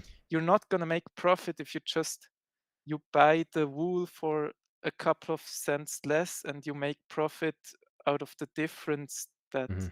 the wool price made. Yeah, yeah. The Yeah. difference is created with the worker that does the work, but you don't pay him or her, pay them the amount That you sell it that for. that the work would actually be, like the actual value of the work would be more than you pay them. That's where the profit Yeah. is created. Mhm. And the profit goes to the capitalist, Mhm. the person that gave their capital Mhm. to the company that Mhm. creates the socks. Yeah. Mhm. And I think, to me, that makes a lot of sense, and it's for me personally, it's the problem. The person that kind of does the least amount of work gets the most amount of money out of the process. Would it? How? What is? What do you guys think about this idea? So in that scenario, Terrible. all right. No, in that scenario where a factory is manufacturing cotton socks, the employer gets to decide the salary Mhm. of the employee, and depending where you are, they can completely screw the employee over. I'm not going to talk about how the cotton Yeah. was gotten. So in that scenario, yeah, you could have the capitalist issue of the person actually putting in the work does not get properly compensated, especially if they don't have alternatives. Why are they working there? If they don't have alternatives, Oof. and it's I mean, tough to find alternatives. yeah. So what do you guys think about the idea of, okay, so the employer has this amount of profit, Mhm. right? That profit has to be spread amongst the people who worked on the product Mhm. to the degree that they contributed to the production of the product. So the more socks you make, the more you get. Or And something. the more you contributed to the socks. If you're just the guy, like looking at the socks and doing quality control, you did less than the guy who was, okay, we're going to say these are really extreme socks and they were all hand knitted. The guy who was hand knitting should get paid more than the guy who just has to look at them. Okay, introduce at least a sewing machine. Hello. Okay, the guy manning the sewing machine should be paid more, should be paid percentually more of the profit that the whole company got than the guy who was just looking at them, right? Okay, but the first question you're asking is, should the profit be Distributed among the producers of the product. like all the profit, or what do you? Well, people in like the owner should probably get the majority of it because they own the thing. Like they should get more profit in their own coffer than one of their employees. I'm not saying that they should get over 50%. Well, without them, the whole company would go. So they kind of have to have an incentive to stay in that position. Yes. Yes. But they also shouldn't be able to just say, I'm taking it all. Why? I mean, they're not. They're paying a salary. Yeah, but they can also say that your salary is like this much. Yeah, but they can also say that about the profit. What do you mean? Well, sounds to me like what you're saying is people should be paid for the work that they're doing. Right. Which is what And happening. paid properly. The thing that's more or less happening. Maybe in Switzerland, but not internationally. This is the thing. We can't go into like international things. It's too complex, honestly. But I mean, this is where the problem of capitalism comes in.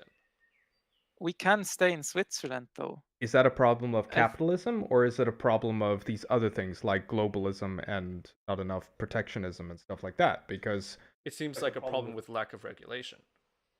In Switzerland, there is regulation to say you have to be paid enough. Like in the US, they have minimum wage, which is a complete joke. But you also can't go to Zimbabwe and say that you're going to institute some kind of meaningful minimum salary for those people with the economy that they have and the corruption they have in government and so No, on. but I don't mean I, that there should be a minimum wage. Sorry. I think Uh, Emmanuel is right. We should stay in Switzerland probably. If we go outside, then it's like okay. we're Okay. Yeah. I agree, though it's a global problem, but I think it's even a problem in Switzerland. yes, it is. all right. Let's do Switzerland. So we have under capitalism we have lots of jobs that are critical to the system. Like you need, for example, nurses or people that work in hospitals Mhm. or those things like infrastructure that everyone needs and stuff like that. And what I see is people who work in system relevant jobs aren't paid good money. And Mhm. like you ask, Emmanuel, why even work there? And Mhm. if we followed that logic, no one should work there because the salary is bullshit. But it's not bullshit, for example, people in healthcare, people who are coming from Eastern Europe, right? This is the thing where these things are not just a one-stop shop. There's other elements involved. I mean, in the healthcare system in Switzerland, how many foreigners are working in nursing? It's massive. And it's an incredibly huge problem with the salary thing where nurses are being, I think we would agree, nurses are not being paid enough. Healthcare staff are not being paid enough. But the question is, how is it that they're not being paid enough and yet there's all these people available to work? And it's like, well, as long as you have essentially open borders to countries where they have completely different standards of living, you're not going to have a problem. You're never going to reach that pressure where you're going to have to, the natural pressure which should be there is done away with because you've always got this back door where you can basically bring in cheap labor.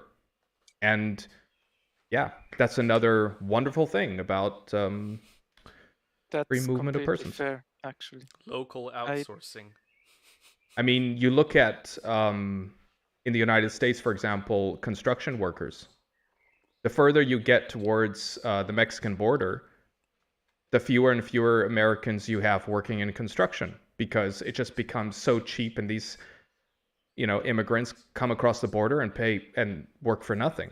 You know, so there's no incentive there for employers to say, well, I got to pay these guys a good wage.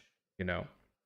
And in Switzerland, it's amazing. I mean, people come here and they complain about the price of a McDonald's burger, and they come from Germany or France or from the United States. Oof.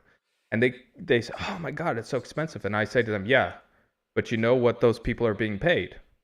If you work for McDonald's in Switzerland, you're being paid quite a fairly bit better than just across the border in France." So Hmm.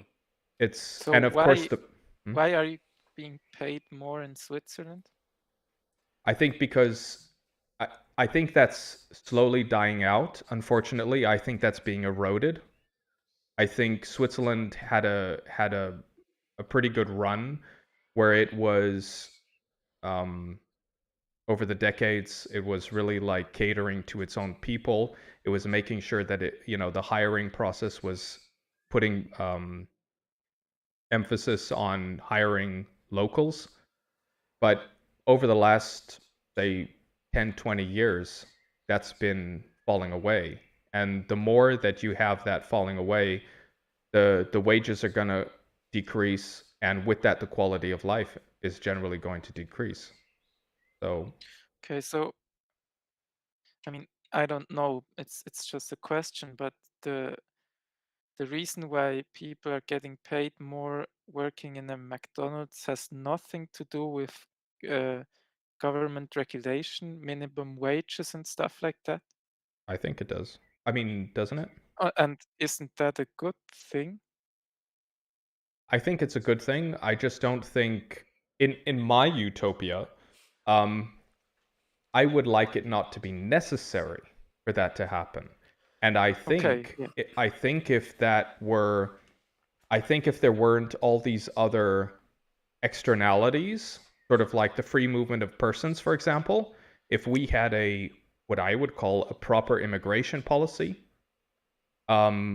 I don't think there would even be a need to have that, essentially. Hmm.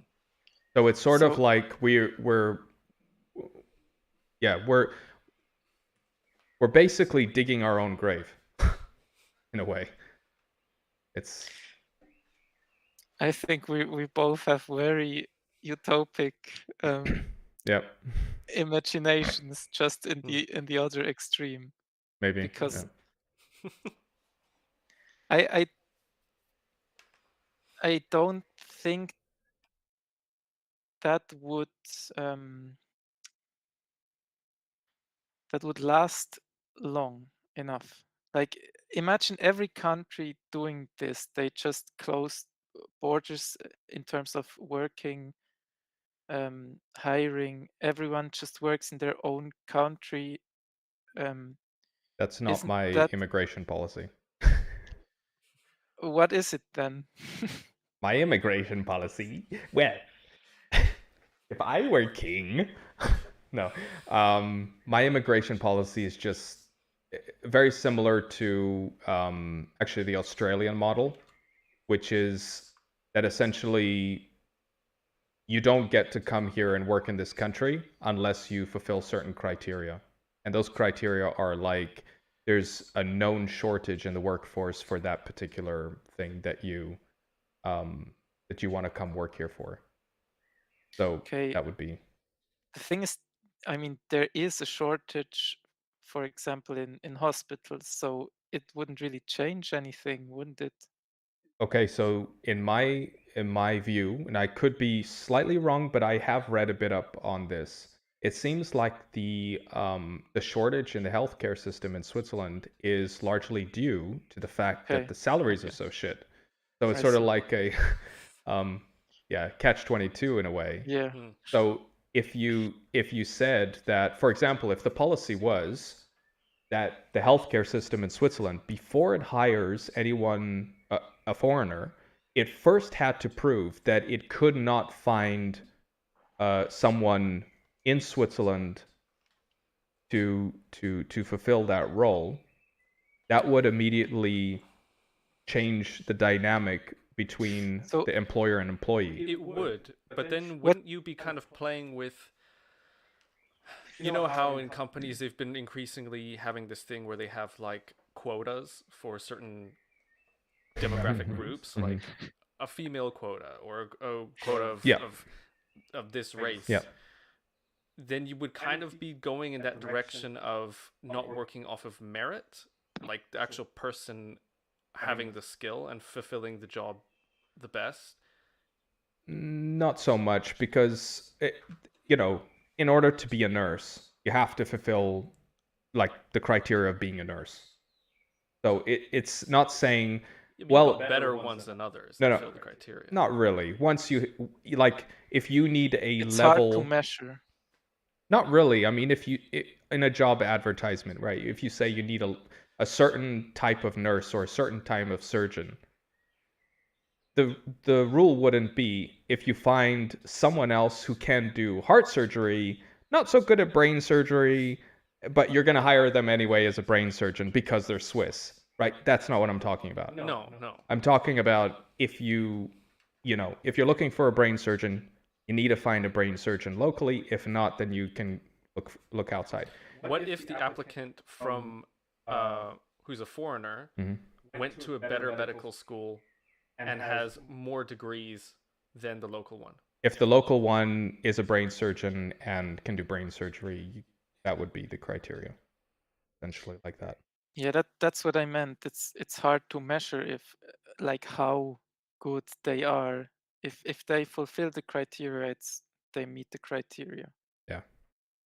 But And what you're describing is government regulation. yeah. But this is to the point of asking, why does a government, a national government, exist in the first place? Like, what is the primary role of a national government?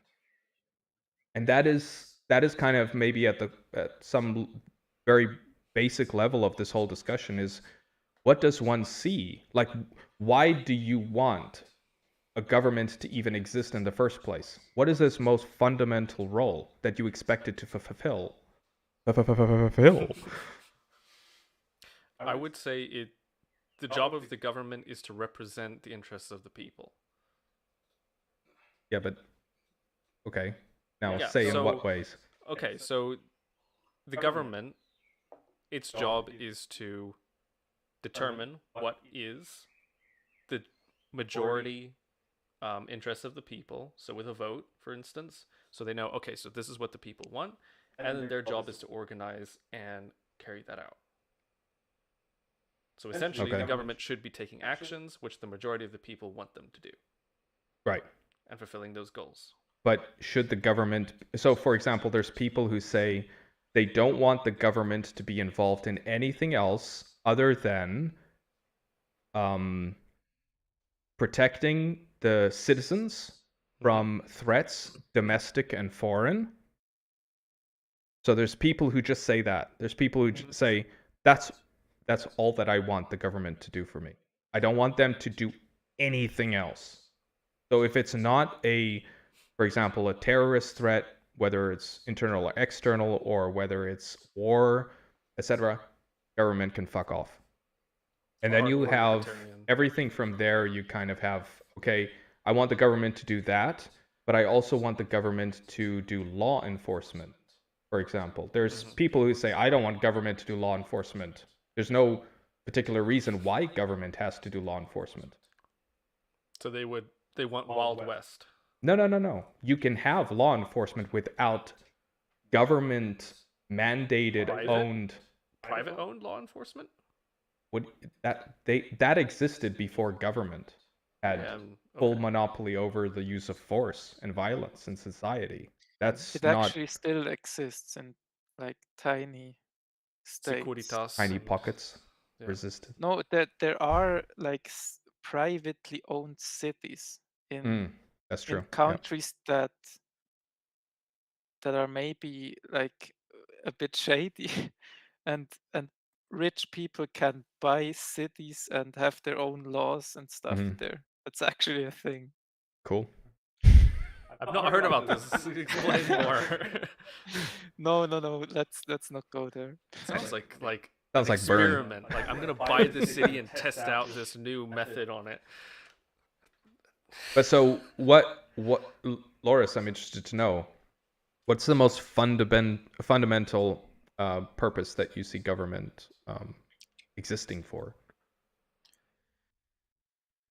It's hard to say in like a short, concise answer. I would say it's to ensure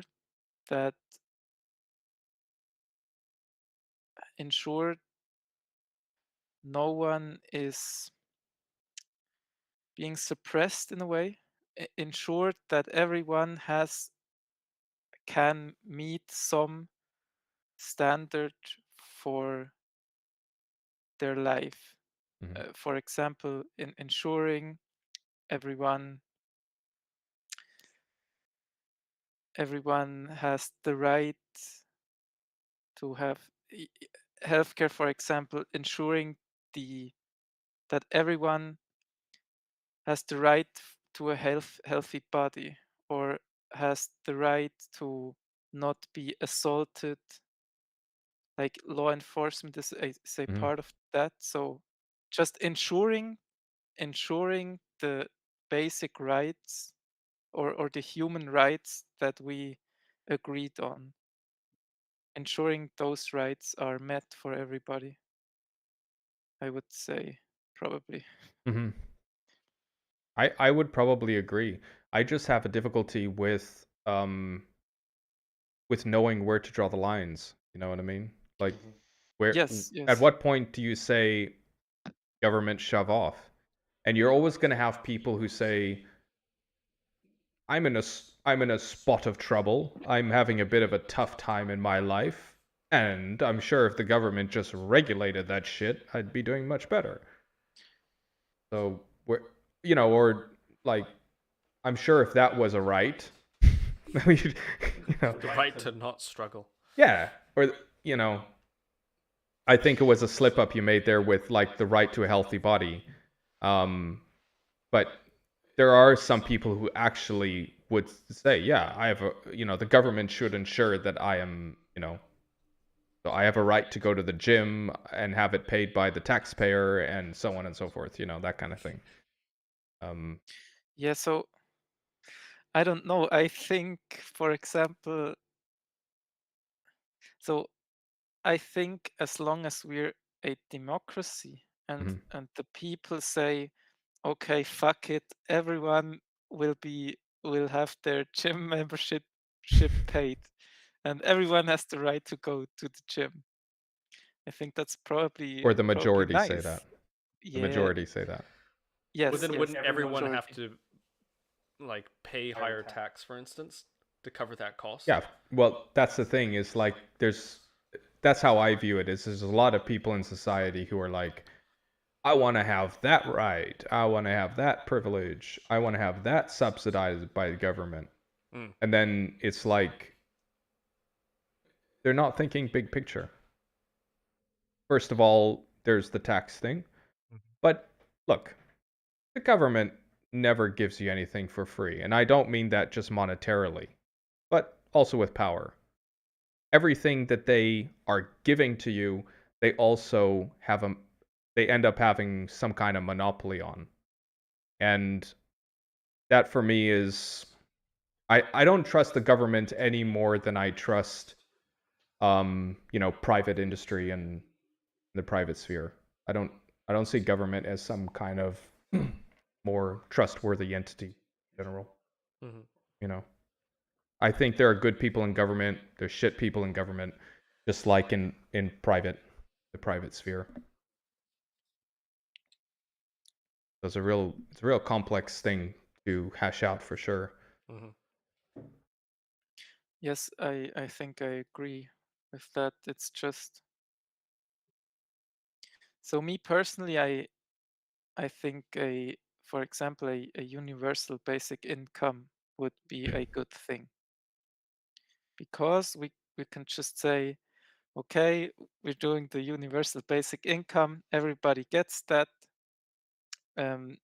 Now fuck off, you, like, it's that's it, you get this thing, and everyone has the same base thing, and they can do what they want with it, and it should be enough to live a healthy life, to have an apartment, to have food, to maybe afford a gym membership if you want.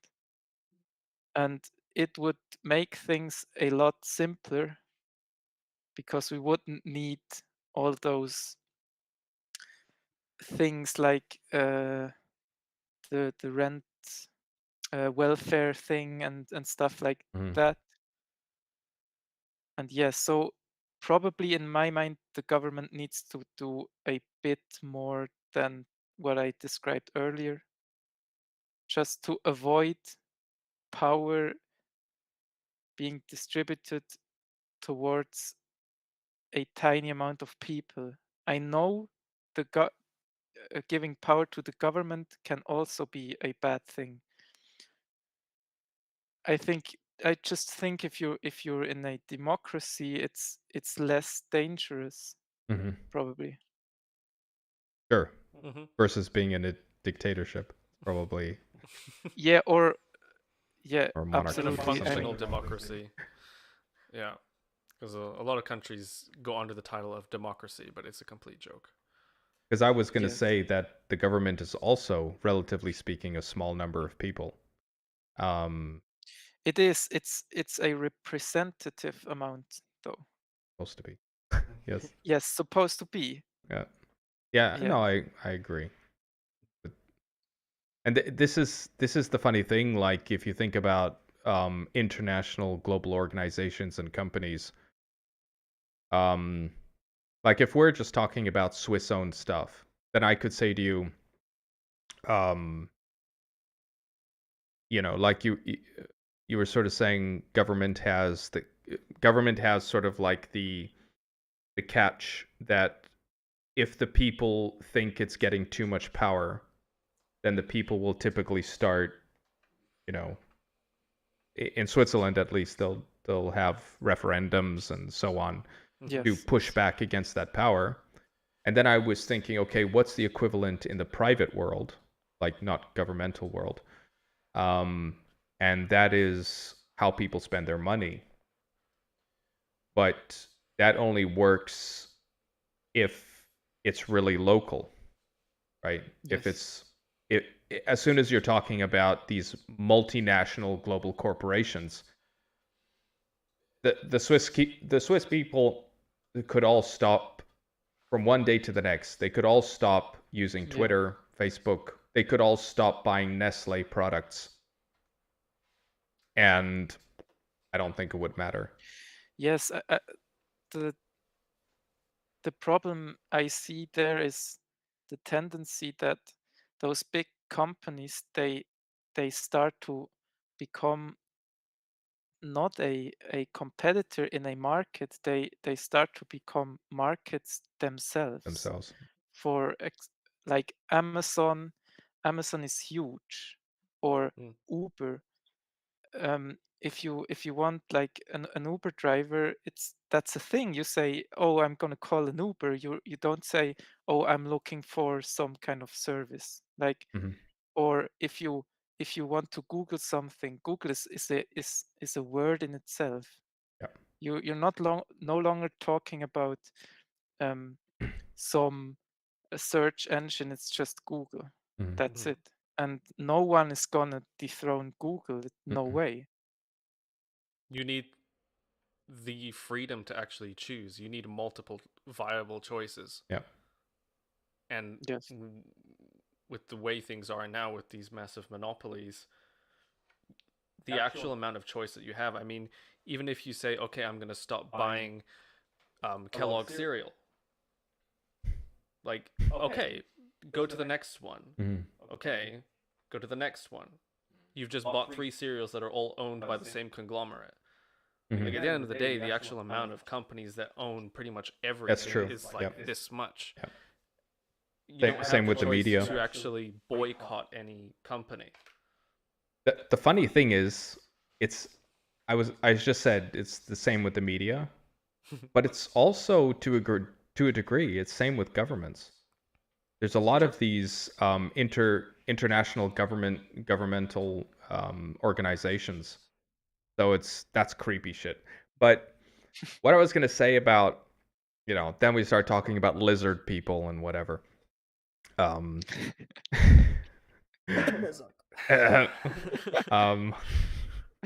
no, but what I was gonna say when you were mentioning like Amazon and those big companies, thing that's always going through my head is, okay, yeah, they're big.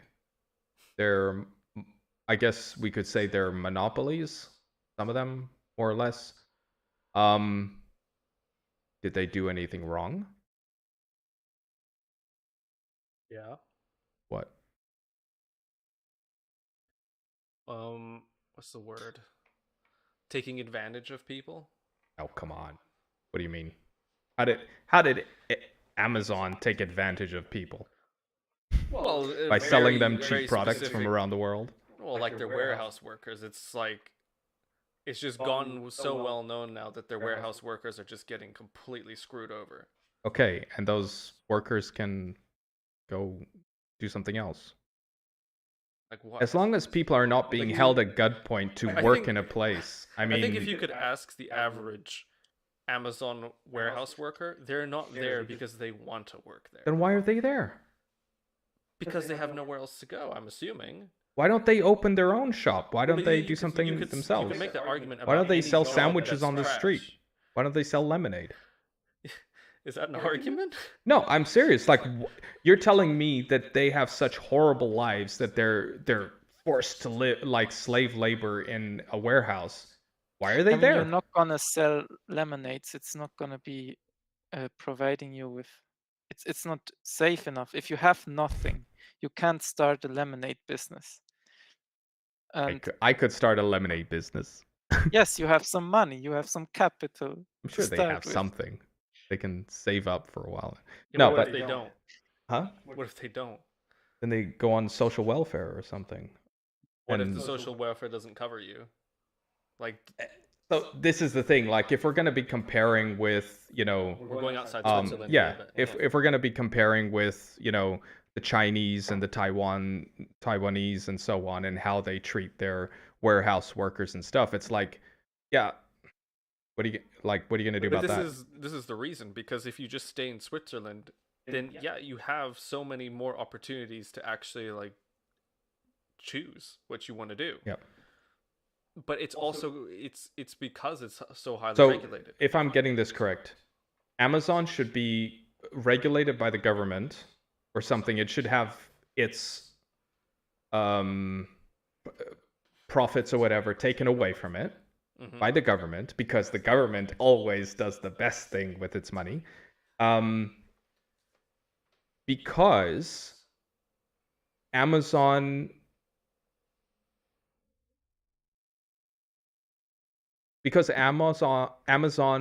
unethically created that wealth, something like that. I wasn't making that point. It was, maybe you're right about that. I don't know. But you just asked, what did they do wrong? Oh, plenty. Yeah. Like, what did Apple do wrong to get their iPhones to that price, or sell that many iPhones, or become this big? They did plenty wrong. What did Tesla do? Plenty wrong. Pretty much any big monopoly, you look in behind the curtain. Leave the word plenty monopoly wrong. out and just talk about big corporation, big company, because I think monopoly is kind of like, whether or not it's a monopoly, Sure. if Yeah. and this is where I have a problem with the discussion. It's kind of like, are we so we're saying that some entities should have their wealth, or a degree of their wealth, taken away from them by the government. Okay, I'm asking the question, why? Is the reason based on the amount that they are making? Is it based on the unethical stuff that they're doing? Like, It's because of the ratio of the distribution. Mm-hmm. so it's not the Amazon- unethical stuff. It has nothing to do with ethics. It is. It has to do with that, because Amazon makes a shit ton of money in an unethical way. Why isn't some of that money distributed back to the people that work in those factories for those unethical conditions? So it is based on the unethical conditions, Yeah, or yeah, it's it based on the is, it amount is, that they're yes. making? Both. It It's can both. be both. It's Yeah. it's the Okay, so let's distribution say ratio. So let's say they were making a shit ton of profit, right? Let's say they were making, like, the cost of production is 50 Rappen, and they're selling the thing for 2 francs, right? So that's a pretty good profit. But let's say the salary that they're paying those people, for, relative to their standards and where they're living and so on, is actually middle class. So they're at the wage that they're getting from this company, they're actually able to live a middle class life. Okay, would that be a problem? To me, yes. Why? Because it's unethical. Why are you profiting this much of people doing work for you? It's If you break it But down, but to, they like, are the very, they the have their very entire smallest. livelihood. They're living a middle class life off of something that you put all your capital into. You're taking all this risk, whereas all they have to do is show up, do some labor and then walk off, and they get to live this middle class lifestyle. Like, I mean, That's where the ratio comes into. Like, you don't want to have the owner and the worker get the same salary because of that reason, because of the risk and because of there'll be no factory. yeah, exactly. So the owner has to get more than the worker, but they shouldn't be able to completely, like, there's a word for this, screw over the worker, essentially. But where do you draw that line? Because, like, if the person is living a middle class life off the back, let's say, off the back of the capitalist, I mean, There have been worse scenarios. I know. Sure. I know. I'm just trying to test the waters here to see, like, at what point does it become ethical for the capitalist to make a profit? You can't really draw that line. Ideally, But then you it would shouldn't be drawing the line Yes. at all. Ideally, You it'd have be to draw based the on line, the so, yeah. contribution. Hmm? Ideally, it'd be based on the contribution of the worker. No, but that's coming again to the thing of, like, if you're an engineer, you get a different salary than if you're mopping the floor. That's happening already. Yeah. Yeah. But probably not to the extent that it should. It's happening already. Like, if you mop the floors versus engineering, you're gonna get different salaries because it's Yeah, but if your employer is making X amount of profit, yeah. and you're getting Y amount of salary as an engineer, if your employer suddenly makes 5x profit, Yeah. you could still be getting Y salary. Yeah. But you should be getting more because your Why? employer, well, because you're contributing to a higher profit. Not necessarily. Like, if you and I went into business and you owned the idea, you said, okay, I'm gonna carry the risk here, Mhm. and I'm gonna pay you Mhm. to do this work Mhm. for me. Mhm. So you don't carry any of the capital. Who, risk. I don't, or you do? I don't, because you're carrying it. Yeah. You're investing the thing in it. Yeah. So you're saying, okay, you're gonna get paid this amount of money. Yeah. Okay. And I ask you, okay, but how much is the profit for this? Yeah. And you say, never mind that. Mhm. I would be a bit like, that's kind of weird. Why? Because if you're paying me 1,000 to do this, Yeah. and you end up making 100,000 francs, Yeah. I'll be like, what the fuck? Give me some more of that. Why? I did the labor to make that happen. But so what? You didn't have to. You could have gone and No, worked I for didn't- someone I else. didn't- I didn't have to, but we're talking about what is ethically right here. Is that ethically right that I got 1,000 when you got 100,000? Sure. Correct, you did carry more of the capital and of the risk. Yeah. But maybe it would have been more fair if I got 25k and you got 75k. Fair is one of those words that's just sort of like, what does fair So- mean? If know? someone, like, you're rich, or you have a good I amount am. of money, I do. you're gonna invest in a company and you're gonna profit out of that. The risk for you isn't really that big because you already have lots of money. And there are people that already have lots of money because it's the way they're born, they have inherited it or whatever. And it's easier for them to grow their capital than it Mhm. is for someone that's working for the company that their capital is in, and they essentially have no risk because they invested their money in like 30 different Mhm. companies.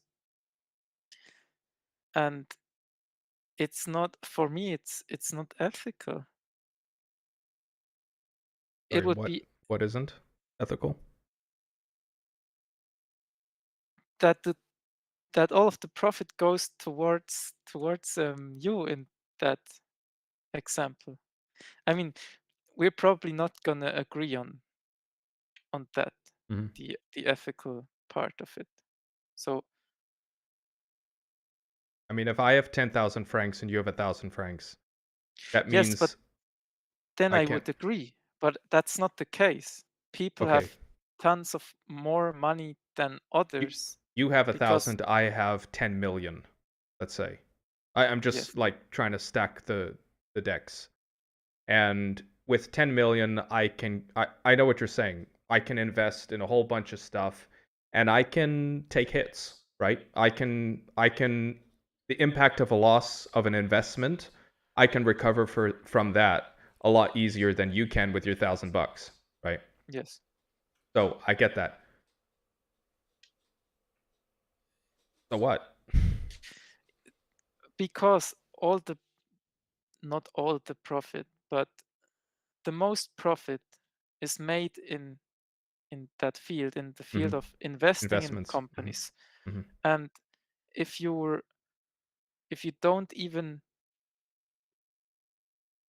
you can't even get into that field, you're not gonna make those profits. It's Mm-hmm. So you would that's the have to go to the unethical bank and part, get a loan, because right? That's what you'd have to do that, and then you'd be taking a shit ton of risk because you yeah, I yeah. yeah.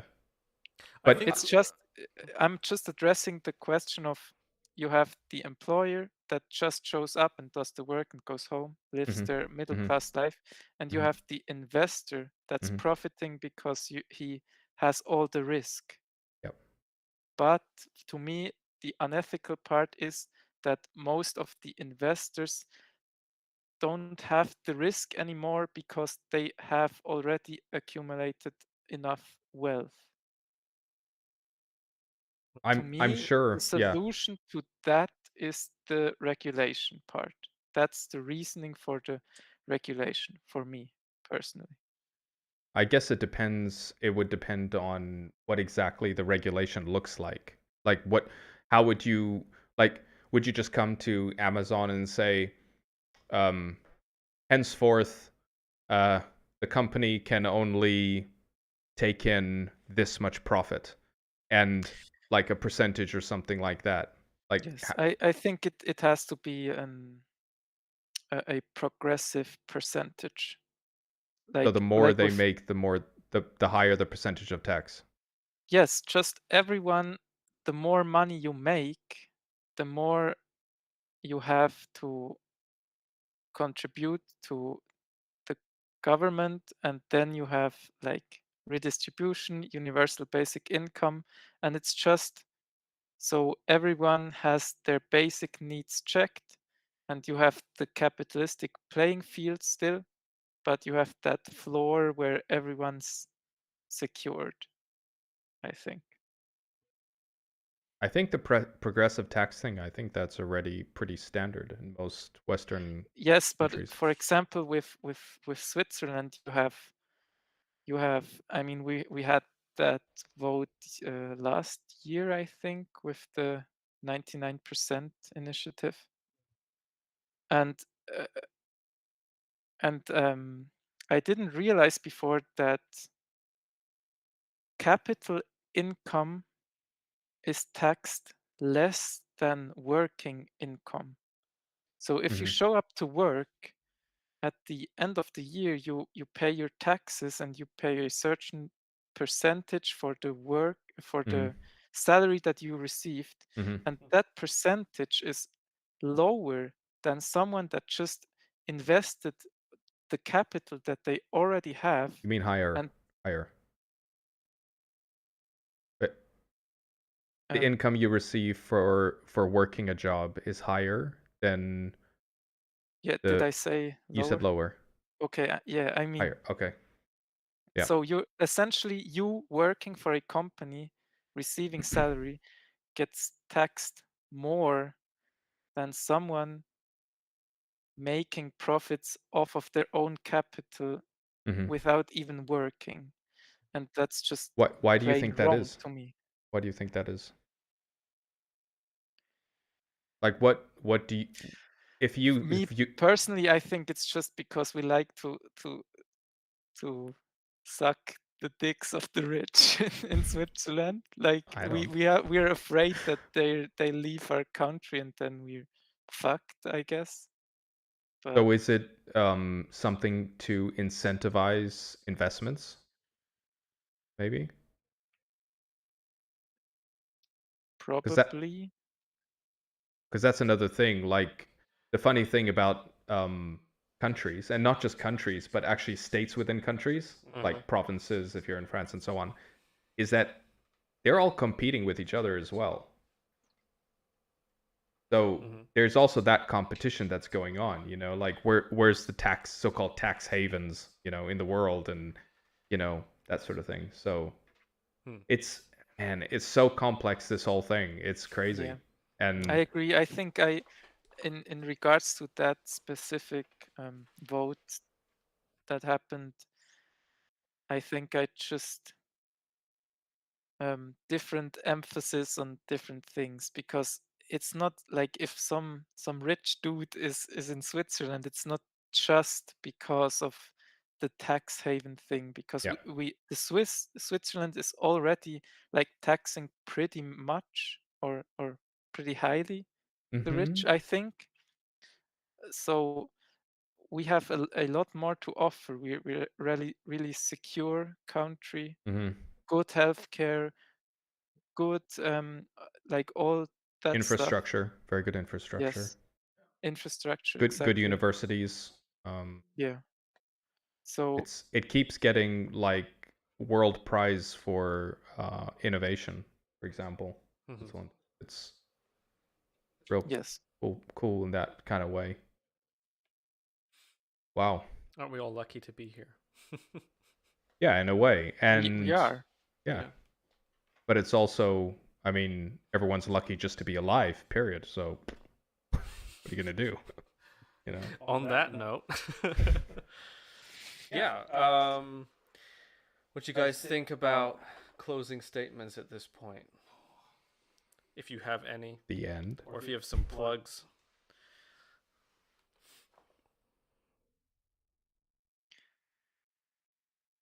I would just say communism, socialism, there are lots of interesting ideas in there. Maybe like in a micro term, they are interesting and can get applied to things like healthcare or housing markets and stuff. But communism as a whole method of living as a society is probably not that great. Yeah, I agree. Yeah, I think the way that things work now, with the majority of everything being sort of in the mode of capitalism, it works okay. It works fine. I think we can all agree it's definitely not perfect. There are things that we need to change about it. But I We think didn't just even slapping... mention climate change in that whole debate, and Isn't that nice?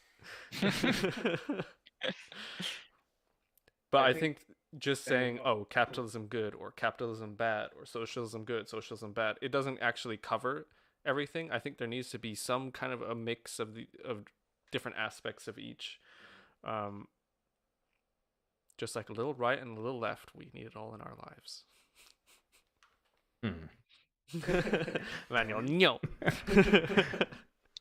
I view the left as seasoning on food. That's how I view them. But you need seasoning. Absolutely. Seasoning is nice, though. Yeah. Absolutely. But what are you it's just seasoning. Gonna have, like bland steak? No. You need seasoning. But that's it, when you say like you need a bit of both. It's true, but it's not a question of do you need both. It's a question of proportionality. Anyway, different topic. Anyway. Right. I am one to plug my alt Instagram because I'm working on a project and I'm gonna post that there in whenever I finish it. So I'm not making any promises, but I'm really excited to show that when it gets done. I'm gonna be posting teasers. So if y'all look in the comments and in the description, link will be down there. Much appreciated. Great. Awesome. On that note, thank you everyone for watching who stuck with us. And thank you, Loris, for joining us once again. It was very interesting 100%. talking with you. And I think I didn't really put a closing statement. I would like to do this again, but in a slightly more structured way.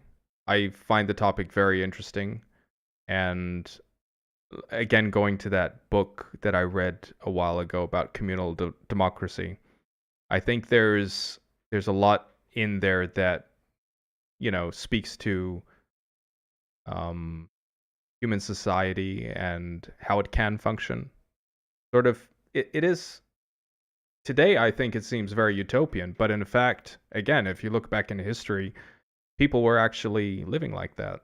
So, but I'd like to talk about the topic again sometime, but maybe with a bit more like, okay, let's start at this level and then let's get to the next level, societally, and just sort of like, because I think what happens is as you expand that societal sphere, the whole thing changes. Like, the larger out you go, the less homogenous the society is, that you introduce new problems, different problems, and so on.